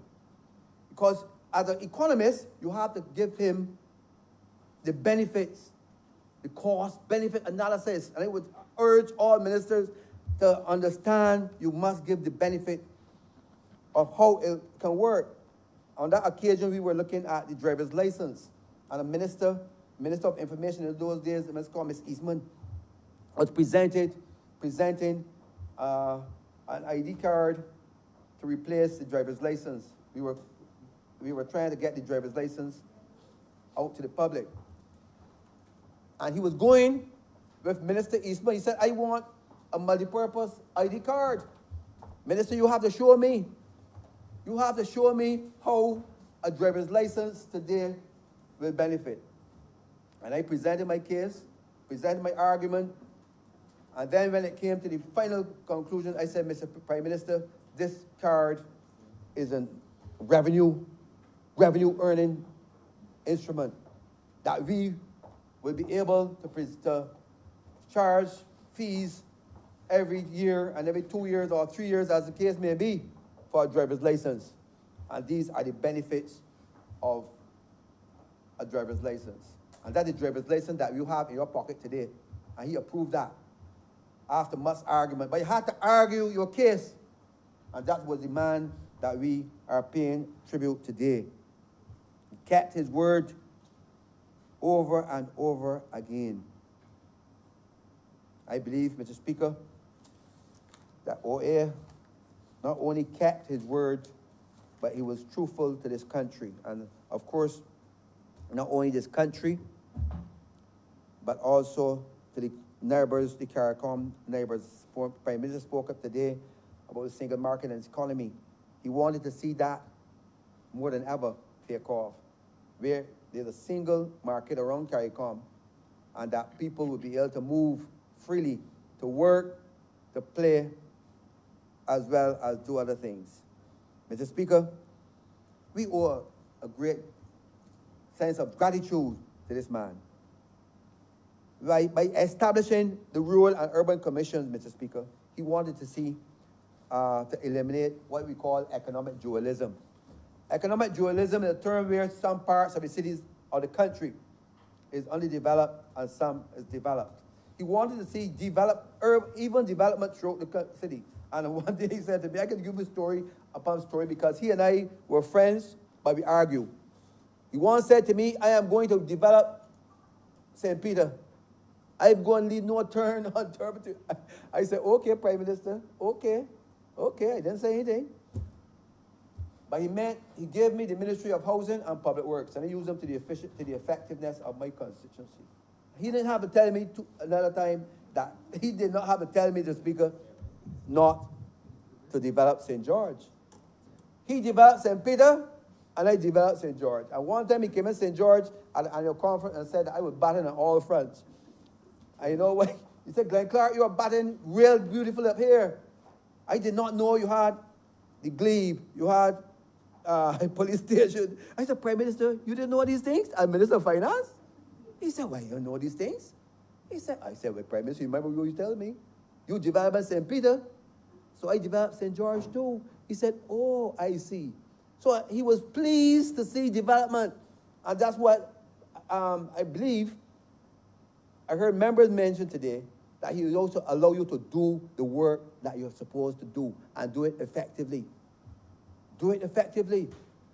This was the nature of the man. I want to say, Mr. Speaker, that we in the Barbers Labour Party, and I think he loved the Barbers Labour Party.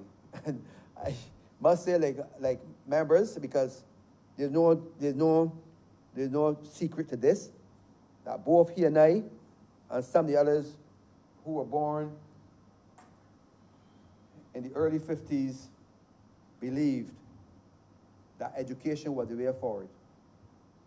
We believe that when Honourable introduced the tenantries freehold, when he introduced free education, an extension of what Sir Grantley stood for, that we went with Honourable in those days.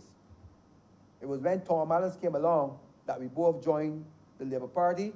He went with Burton Hines, and I went with Jack Hodel in St. George and the bar in those days. And we always believed that the way forward was through education, as they said before. And that's why he, like me, when the Democratic Labour Party in between 2015 and 2017 brought a resolution here to abandon tertiary education, paying tuition fees, that we felt badly. That evening, we had to get up and speak. OA felt it was a bad and wrong thing to do, to abolish tertiary education, paying the tuition fees, because we saw what it did to poor people. And when the late, I don't know, the late member for Parliament for Christ, I think it was Christchurch East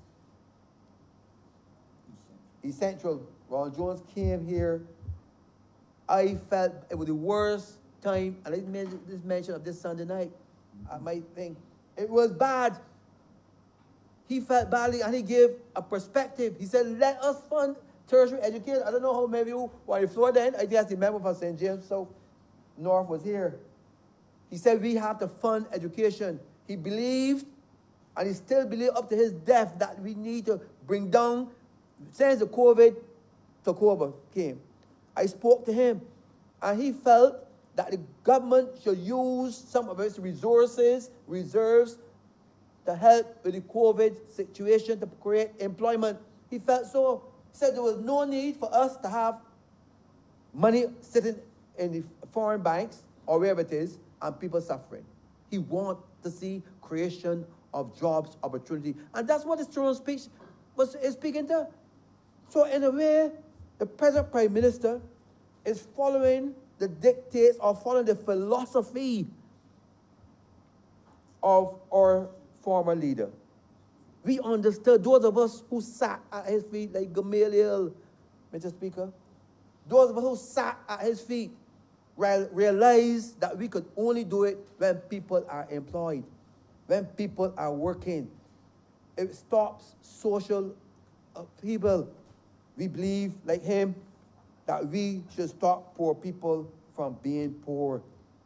Mr. Speaker, OA utilized the office of the Prime Minister in a magnanimous way. The office of the Prime Minister, he used, you can imagine, it was he who in 2007 bid for the World Cup. Have you ever heard this before? A small island state. Barbados still remains the smallest island to host the Cricket World Cup. Why he did it? Finals. Huh? Finals. The finals. World Cup finals. We had to relocate hundreds of people from Kensington. At the time, the member for St. Lucie, the former member for St. Lucie, would say he want a facility in St. Lucie. OA said no. And the Democrat Labour Party did not support Kensington, the refurbishment of Kensington. They did not support it. But OA said, no, we have to improve Kensington. And we were able to relocate hundreds of people from Pickwick Gap. And therefore, we had the World Cup. Splendid facility down there. And this is what he believed. He also believed that places like Nelson Street and the other depressed areas of St. Michael of city slums should be upgraded. That's why he supported the neighborhood upgrade program that we went for, that we fought for, we IADB Bank, that the Democrat Labour Party threw out, because he believed that upgrading of tenantries, upgrading of inner cities were important. He wanted to see tenantry, the housing program, the national housing upgraded. And that's why he remembered something that he did while working at the Ministry of Finance. He used that facility, the facility called the Housing Credit Fund. Housing Credit Fund was his initiative while he was working at the Ministry of Finance. Tom Adams allowed him to go to Washington to do that, to improve that, to get that loan for us. And he used that to help upgrade housing stock across Barbados. And we can go on and on, Mr. Speaker, to speak about the work and the worth of this great soldier. And that's why I say today, that I am a disciple, an unrepentant disciple of OAA. Why? Because he has fight the fight, or he's fought the fight, and he has done his best. And I believe that wherever he is today, that he will be looking down on us saying, well done. If you follow our philosophy, then you will succeed. And we have to stay the course. We must understand, in order to be the best, you have to go through the hottest fire.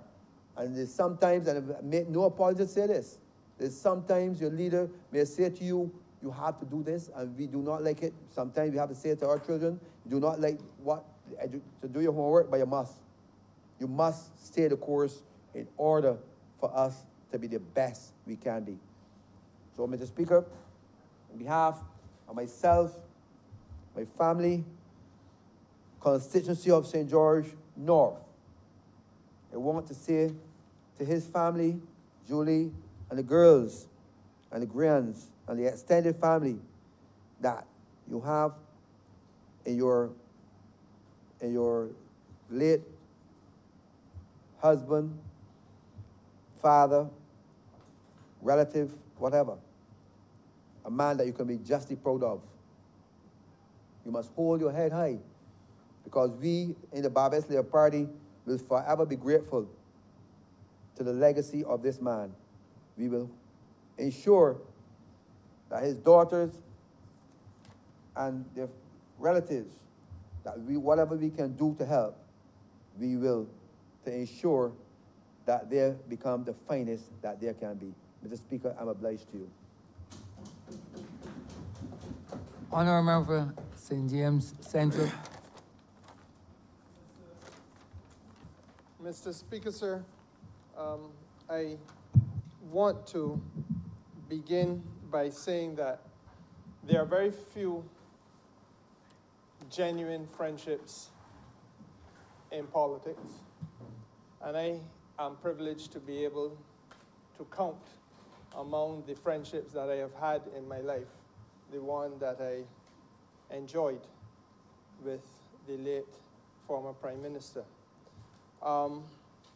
I heard the question asked earlier by an honourable member, I think it was the member St. Michael North, when he talked about the extent of the affection that the people of Barbados had for Owen. And, you know, Mr. Speaker, sir, it is really summed up in a simple word: sincerity. Owen Arthur was a man who said what he meant, what he felt, and meant what he said and felt. And the people of Barbados picked that up very early and have never let go of the fact that this is the nature, and that was the nature of the man throughout all of his time of interaction with us. And Mr. Speaker, sir, me personally, I remember well, thank you, Cynthia. I remember well, one of the things that struck me about him was the time that he went to Parliament, and he made it abundantly clear that on the floor of Parliament, that he was going to confront the country with the hard truth that as a member of Parliament, and as a citizen of Barbados, he was being discriminated against because of the fact that he had a political allegiance. And therefore, there was people in this country who felt that because of his politics, Owen Arthur should find it hard to get a job. And I heard all sorts of people keeping noise and finding fault. He shouldn't say so. It make it look as though he's begging for something. In fact, there is a deceased former prime minister who, when he was leading the opposition, sought to make an issue of that.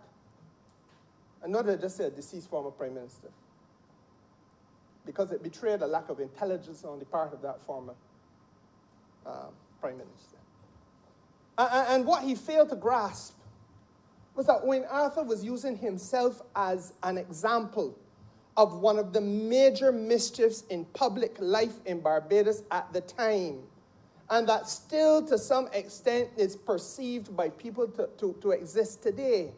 And that is that because there is this partisan divide in the country, that there therefore must follow, as night follows day, a form of discrimination and exclusion, as though we are not all Barbadians together, and that we all should not be given an equal opportunity to contribute to the development of the land of our birth. These were real challenges of the time in which Owen Arthur lived. The vestiges of it, quite frankly, some still remain today, but to a much lesser extent. But it was that type of sincerity and courage of conviction, the willingness to confront the country and hold up a mirror image for it to look at itself and how it functioned, that people bought into. And that is what they liked about him, the absence of pretentiousness. He didn't have to pretend when he talking to be nobody else. He was Owen Arthur. And what Owen Arthur stood for, he stood for. Take it or leave it, Mr. Speaker, sir. And I think, quite frankly, that is also what gave birth to the philosophical position that he took about the politics of inclusion. And I perhaps am one of the most clear examples of that. But the reality is, Mr. Speaker, sir, that if we look at the society that we live in, and we're going to be serious about it, we all know that, especially in the context of combative electioneering, there is a divide that is created in this country. But when it is all said and done and the battle is lost and won, there needs to be a reunification of the country so that we can get about the business of governance and being good citizens. And you can't do that on a partisan political basis. Owen Arthur lived in a Jamaica where he saw it divide and destroy Jamaica. And to bring that economy virtually to its knees. And that was the larger and greater and more purposeful message that he wanted to send across to Barbadians. Now, Mr. Speaker, sir, because of my close relationship with him, frankly, sir, from the time I came back, in fact, even before I went to university, it is difficult not to do what others have done and to stray down the anecdotal path of fond, sweet, sentimental, and sacchariferous memory. I think, Mr. Speaker, sir, that the memory of personal relationships has its place. But I do not know that a man who was of robust intellect like Owen Arthur was, disciplined in social scientific investigation as Owen Arthur was, a transformative political figure as Owen Arthur was. I do not know that that is the type of presentation that he would want to have made in this place at this time. Rather, sir, I suspect that the Owen Arthur I knew would have wanted us to reflect a little bit more on the philosophical commitment that he demonstrated to the social and economic transformation of this country and of some of the long-standing ills that afflicted Barbadian society, and that which he was born into, which he grew up confronting, challenges, sir, which he had as an individual to overcome in his early and formative stages, but which as Prime Minister he never forgot and had the courage, as I say, of his convictions to continue to fight against. The transformation, Mr. Speaker, sir, of some of the historical adversities affecting our society is what I suspect Owen Arthur would want us to be reflecting on at this time. The transformation, Mr. Speaker, of the historical basis for those adversities. And to that end, I adopt much of that which my friend, the Honourable Member for St. Michael East, has said in this House, because he's entirely right in the context of looking at what the society would have been if there had not been an intervention of a Prime Minister, Owen Arthur, at that time. Now, Mr. Speaker, sir, let us be even more specific than we have been this evening, because Barbados was confronted with a form of bigotry. Let us call it what it was and see it for what it has been and to some extent still is. The Honourable Member spoke about cronyism. Mr. Speaker, sir, there are those people who Tom Adams would have described as the running dogs of politics.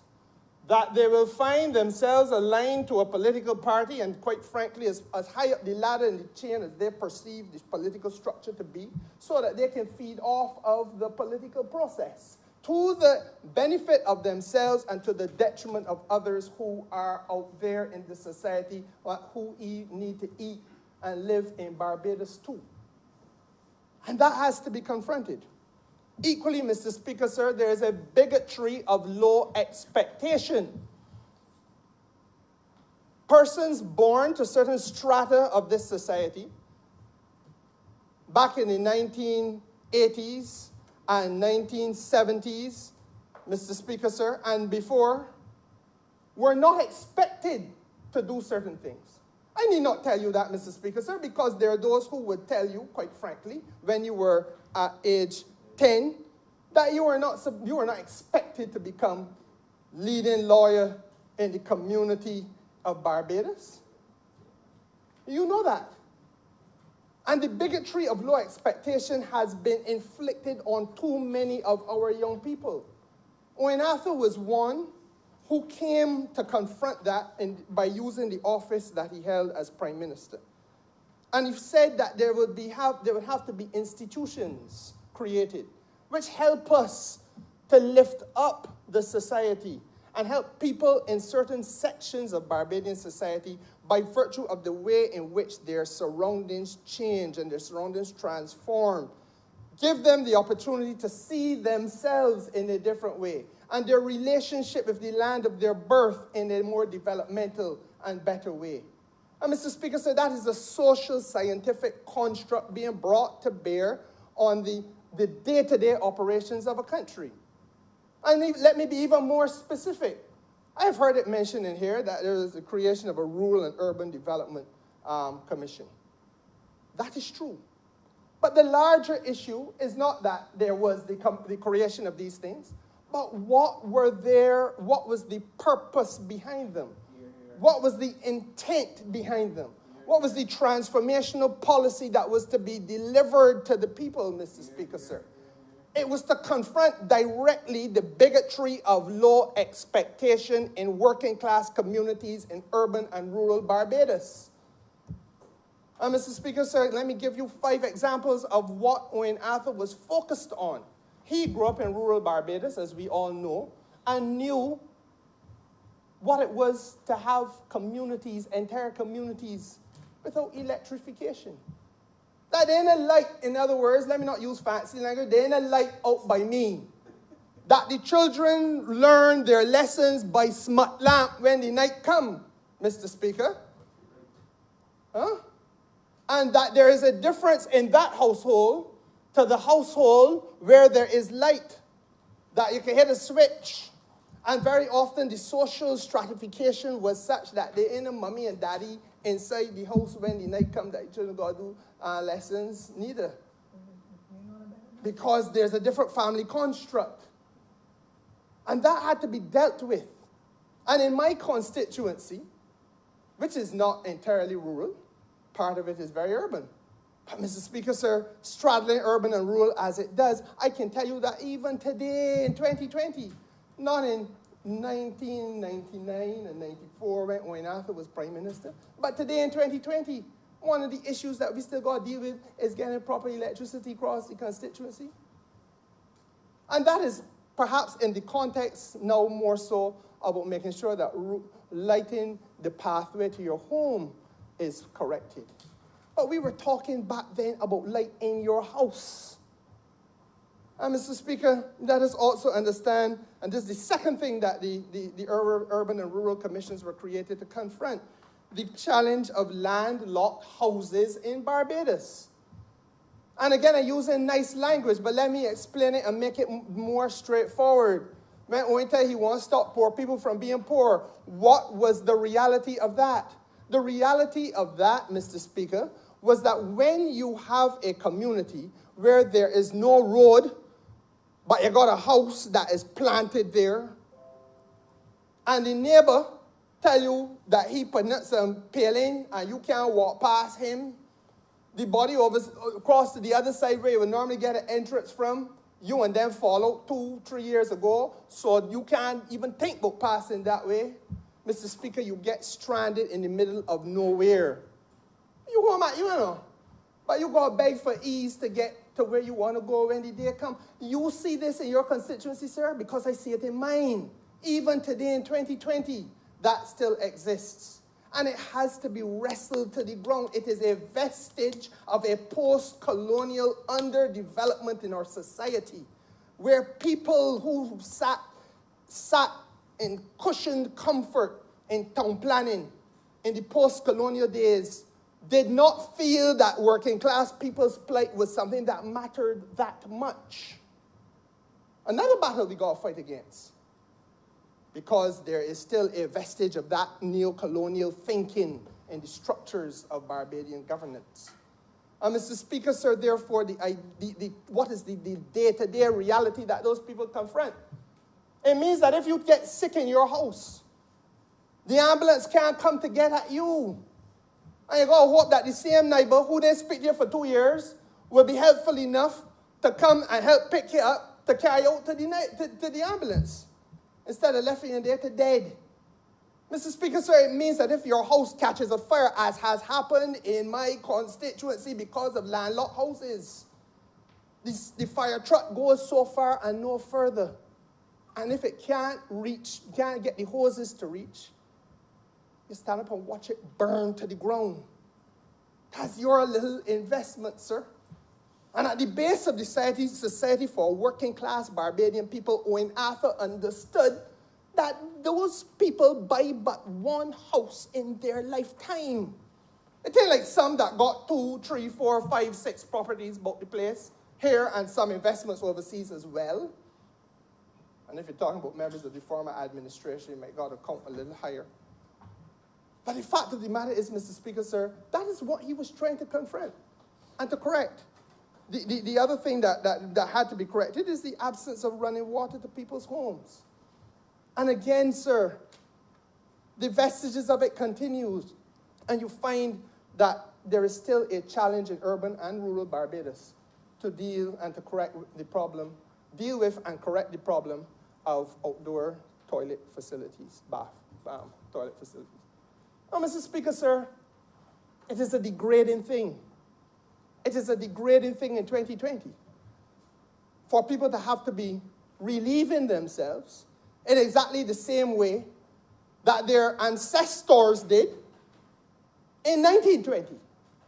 But if you're going to sit in the office of Prime Minister and not realize that you've got to make a conscious effort to intervene, and you can't solve all of the problems in one term, or in 2 terms, or in 3 terms, and quite frankly, sir, we began urban and rural decades ago, and we still haven't stamped it all out yet. But it had to be confronted, and that was the magic of the man. That was the magic of his ability to say to Barbadians candidly, I want to stop poor people from being poor. But you have then to go down and drill down a little bit more to understand and to unravel the social scientific intent behind that which the policy was intended to achieve. So, Honourable Member for St. Michael East is 100% correct. I am not going to get bogged down in any debate about the great man theses of history as to whether Barrowism or Arthurism was the better prescription for Barbados, or who was the better prime minister. That is for the historians to decide after collating the evidence, the passage of time. I lived, and I am privileged to have lived in the era of both Barrow and Arthur. I am privileged to have known one of them very well. I only hear about the other one, too young. But the truth of the matter is, Mr. Speaker, I don't think that is too hard to work out when a man heart genuine. And I think that both of them had a genuine heart. And that is why the people of Barbados have latched on to them and their memory and hold it. There's another man who people clamored behind. Nobody don't even talk about him now. They may talk about $3.33 million, but they don't talk about him because they saw no sincerity, Mr. Speaker, sir. There's another man who left about here the other day, and nobody don't talk about, see here, think about at all, other than in moments of pain when we said, well, who would it do to bring us to this stage? And Mr. Speaker, sir, that is what made Owen Arthur a transformational figure in my estimation. Now, I heard the Honourable Member for St. George North speak passingly about community resource centers. Again, we have to do our best to allow the records of this House, which will be read by people in future times, and hopefully better times, help them to understand the passage that we went through to get here and to get down the road where those people will be when they read it. Mr. Speaker, sir, there was a time when Arthur was Prime Minister, he came and found and had to confront and correct a digital divide in this country.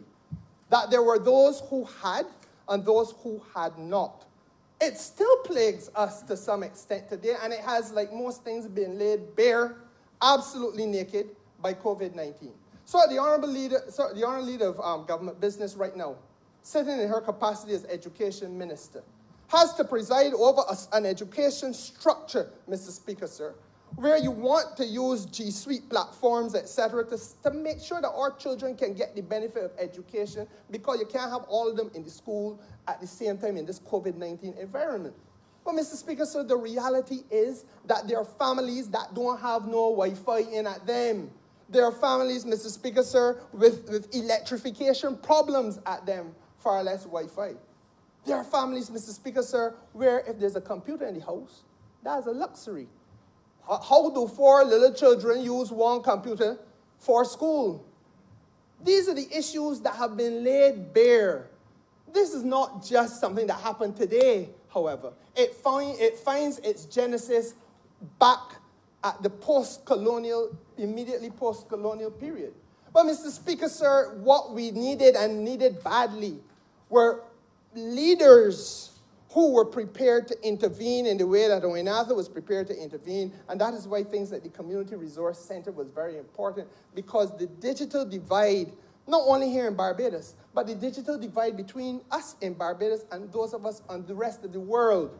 Because you cannot, Mr. Speaker, sir, produce any serious economic outturn.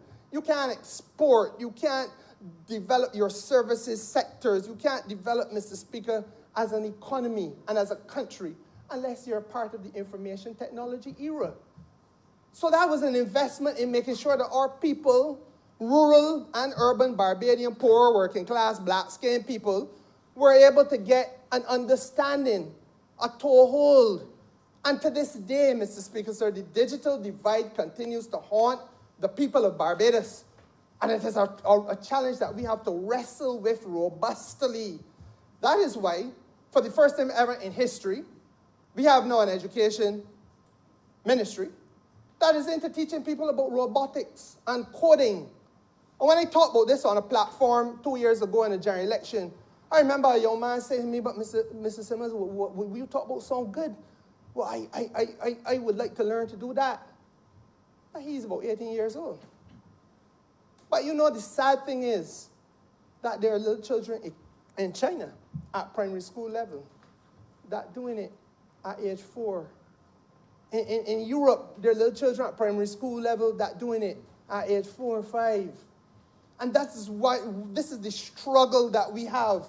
We don't lightly talk about losing 10 years, Mr. Speaker, sir. We lost a decade of development. And part of what Owen Arthur was, he was ahead of his time because he was confronting a digital divide that threatened the country's development then. And as technology does not stand stagnant, it continues to change every single day. It continues to be a challenge for us now.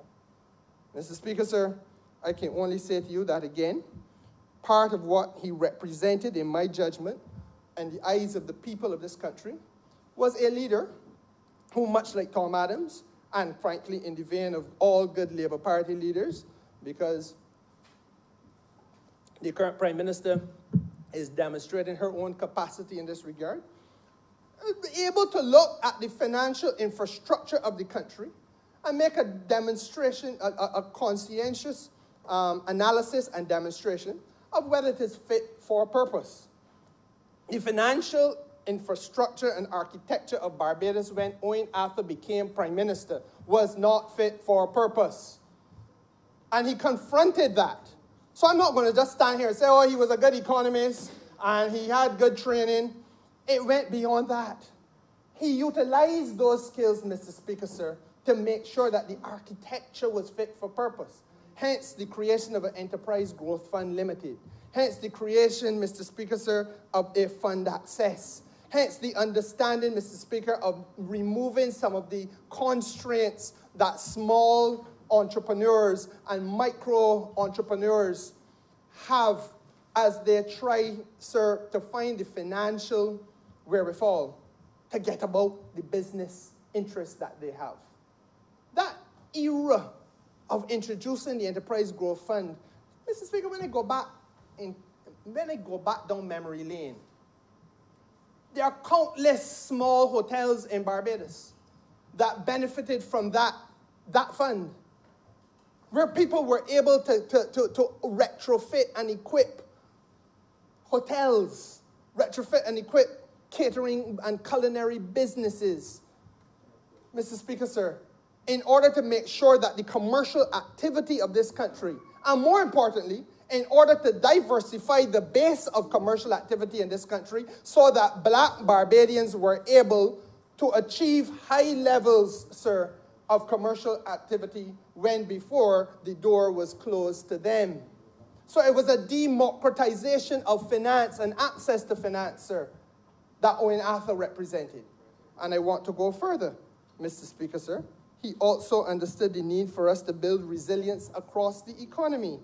And one of the things that we must not lose track of or sight of is the fact that it was his government, and I came into cabinet for the first time in 2003, Mr. Speaker, sir. And the Minister of Commerce then would have been working on an e-commerce strategy for the country. And let me explain to you the significance of that.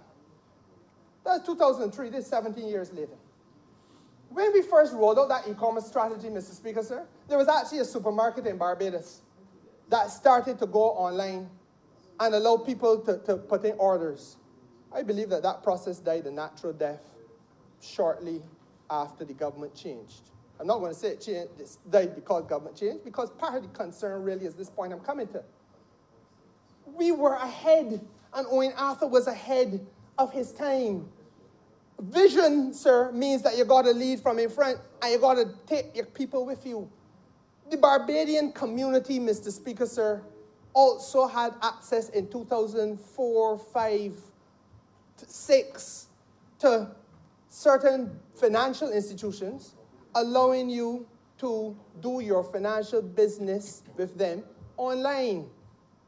It was fledgling, but nobody was ready for it yet. Our people, sir, and one of the things that I know as Minister of Commerce must confront is the need for us to do the necessary financial literacy work in every community of this country, because our people must be comfortable with financial opportunity. And Mr. Speaker, sir, one of the things that COVID has laid bare, and we see now Owen Arthur's vision. We have an e-commerce strategy rollout in Barbados in 2004.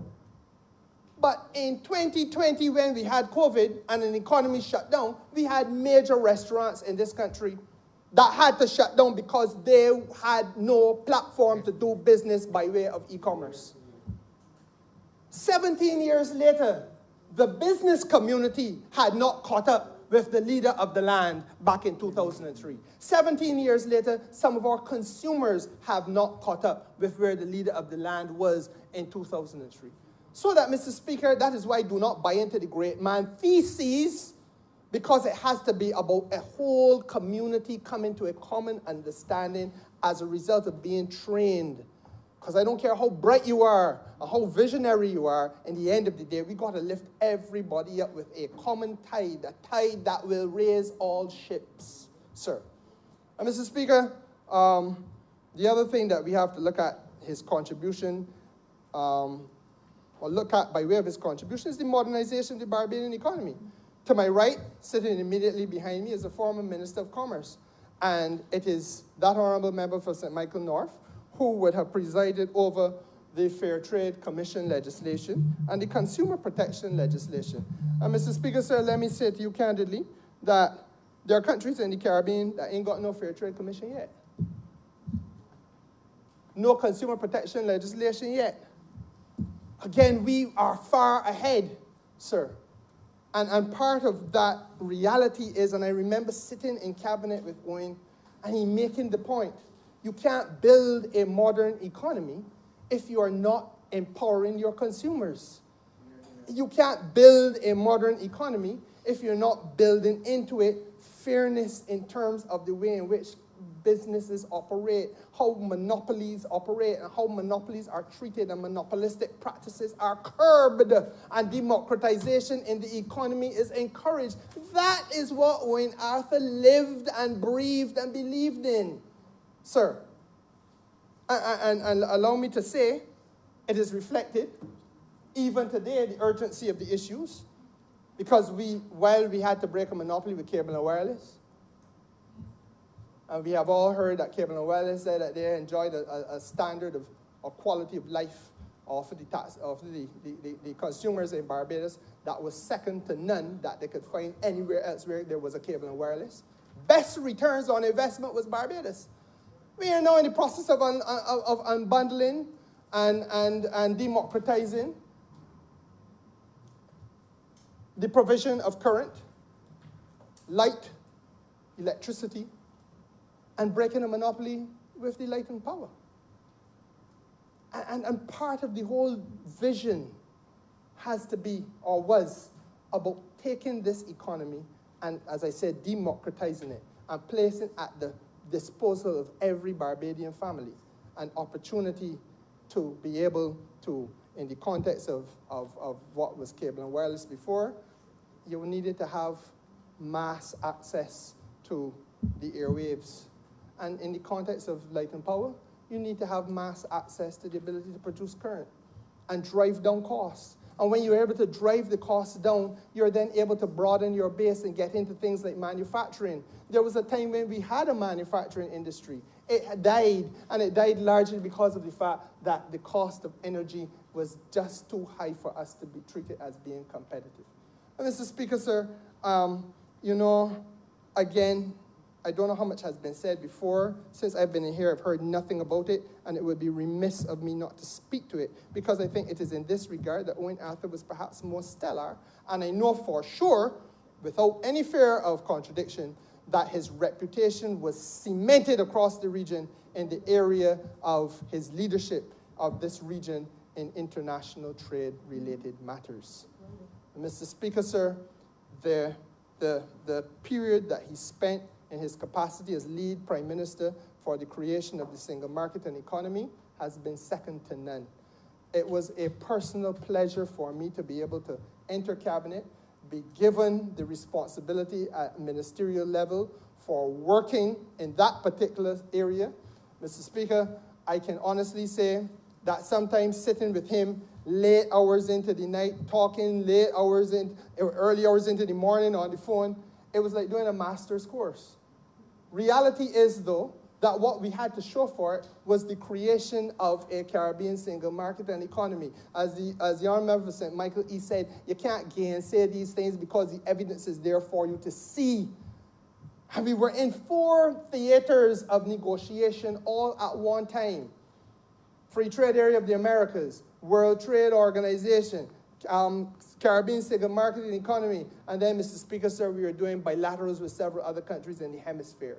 We have those trade agreements with the countries in the hemisphere, many of them. We have, Mr. Speaker, sir, through no fault of our own, America and Brazil fight up over the Free Trade Area of Americas and collapse the whole thing. That had nothing to do with little Barbados, but we were in there punching and kicking as usual. And, Mr. Speaker, sir, the fact of the matter is we are represented at high level and with excellence at the World Trade Organization. But the point that must not escape us, Mr. Speaker, sir, is that there are benefits that are being discussed even today that the visionaries back then, and the truth is, let us recognize that while we're talking about Prime Minister Arthur, he sat in the company of a pantheon of Caribbean heroes. Back then, there was a prime minister in Jamaica, P.J. Patterson. Again, a dean in terms of quality of public service and contribution across this region. Mr. Speaker, sir, intellectuals that attended and participated in the meetings, Professor Norman Gervin, Professor George Beckford, Professor Ben, these people, Mr. Speaker, sir, gave of their, not just their time and talent, but their heartfelt energies towards building out this region's single market and single economy.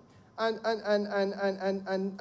initiatives like the Jagdeo Initiative, which would have seen Guyana being a place which was utilized for its abundance of land, for all of us to be able to access, and we have farmers who do their business from in Guyana, Barbadian farmers being able to access Guyana and grow their things there. And then, Mr. Speaker, sir, using the manufacturing base in Trinidad for you to do the value added to the product. And then, Mr. Speaker, sir, using the marketing skills and qualified people here in Barbados for us to be able to penetrate the international community. That was the dream. But you know, Mr. Speaker, all of that time back, that has passed, 2007, Owen Arthur would have left government. We're in 2020, 13 years later. You know, right back to where we began. So that today, the government of Barbados has to be in dialogue with Guyana and with Suriname about some of the same issues that we had been determining and had settled back then. That is the difference between leadership in a proactive way and leadership as in just sitting in a chair, Mr. Speaker, sir. So our Prime Minister now is in talks with Suriname. Our Prime Minister in talks with Guyana about issues that had been settled in 2004 and 5, Mr. Speaker. And the type of arrangements which would be symbiotic and complementary, assisting this region to be able to penetrate international markets. We have made little or no headway. But you can't fault the vision. And so I say, quite frankly, sir, that I think that one of the things that we have to do is to recognize the contribution that the late professor has made to this country in a tangible and analytical way. I perhaps, Mr. Speaker, sir, should not sit down without reflecting again on something that has allowed us to set ourselves apart from the rest of the Eastern Caribbean. And we take it for granted. You know that there would be no home porting in Barbados if it wasn't for Owen Arthur. But the home porting business prior to COVID was a robust part and a major part of our tourism sector. And Mr. Speaker, sir, let us be frank. A ship passes through the Caribbean and stops at many places. People get off the ship and they do a tour inland. That is when they come for the first time, come face to face with the magic of the little island that is called Barbados. They fall in love with the people, the culture, our ease, our rhythm of life, and the beauty of the place. Mr. Speaker, sir, that then turns itself... Yes, that then turns itself into a long-stay visitor because he or she won't come back and spend a little bit more time. And very often it turns itself into an investor because he or she come back, fall in love with the country, want to buy a piece of land and build a house and have a property here, etc., etc. That has happened over and over again. And that has nothing to do with the obvious business interest of provisioning ships and people having to stay post-cruise and pre-cruise and hotels and eat food at our restaurants, etc., etc. So it generated a whole new avenue of business opportunity. And Mr. Speaker, sir, it did not exist before Prime Minister Arthur. It did not. So let us understand that we are talking about fundamental transformative changes in this economy.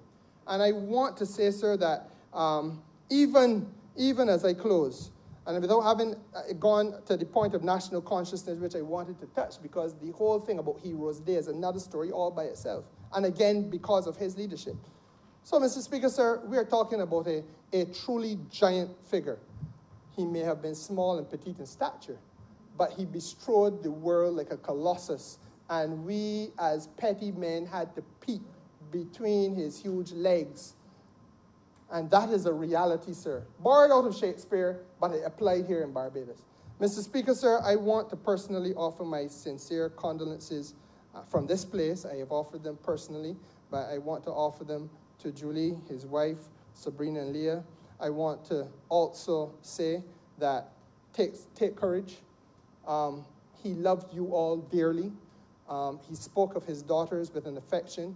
I am privileged to have a daughter of my own, and I learned from him, and he prepared me for the kind of unparalleled affection that a father has for a daughter.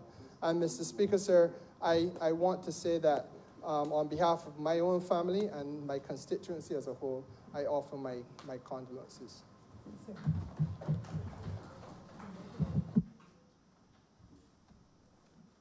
Honourable Leader, Government Business. Thank you, Mr. Speaker. I beg to move the suspension of the sitting until 5 minutes to 6. The question is that this honorable chamber be suspended until 5:55 p.m. All those honorable members in favor, please say aye. Those against, please say no. Me think the ayes have it. This honorable chamber stands suspended until 5:55 p.m.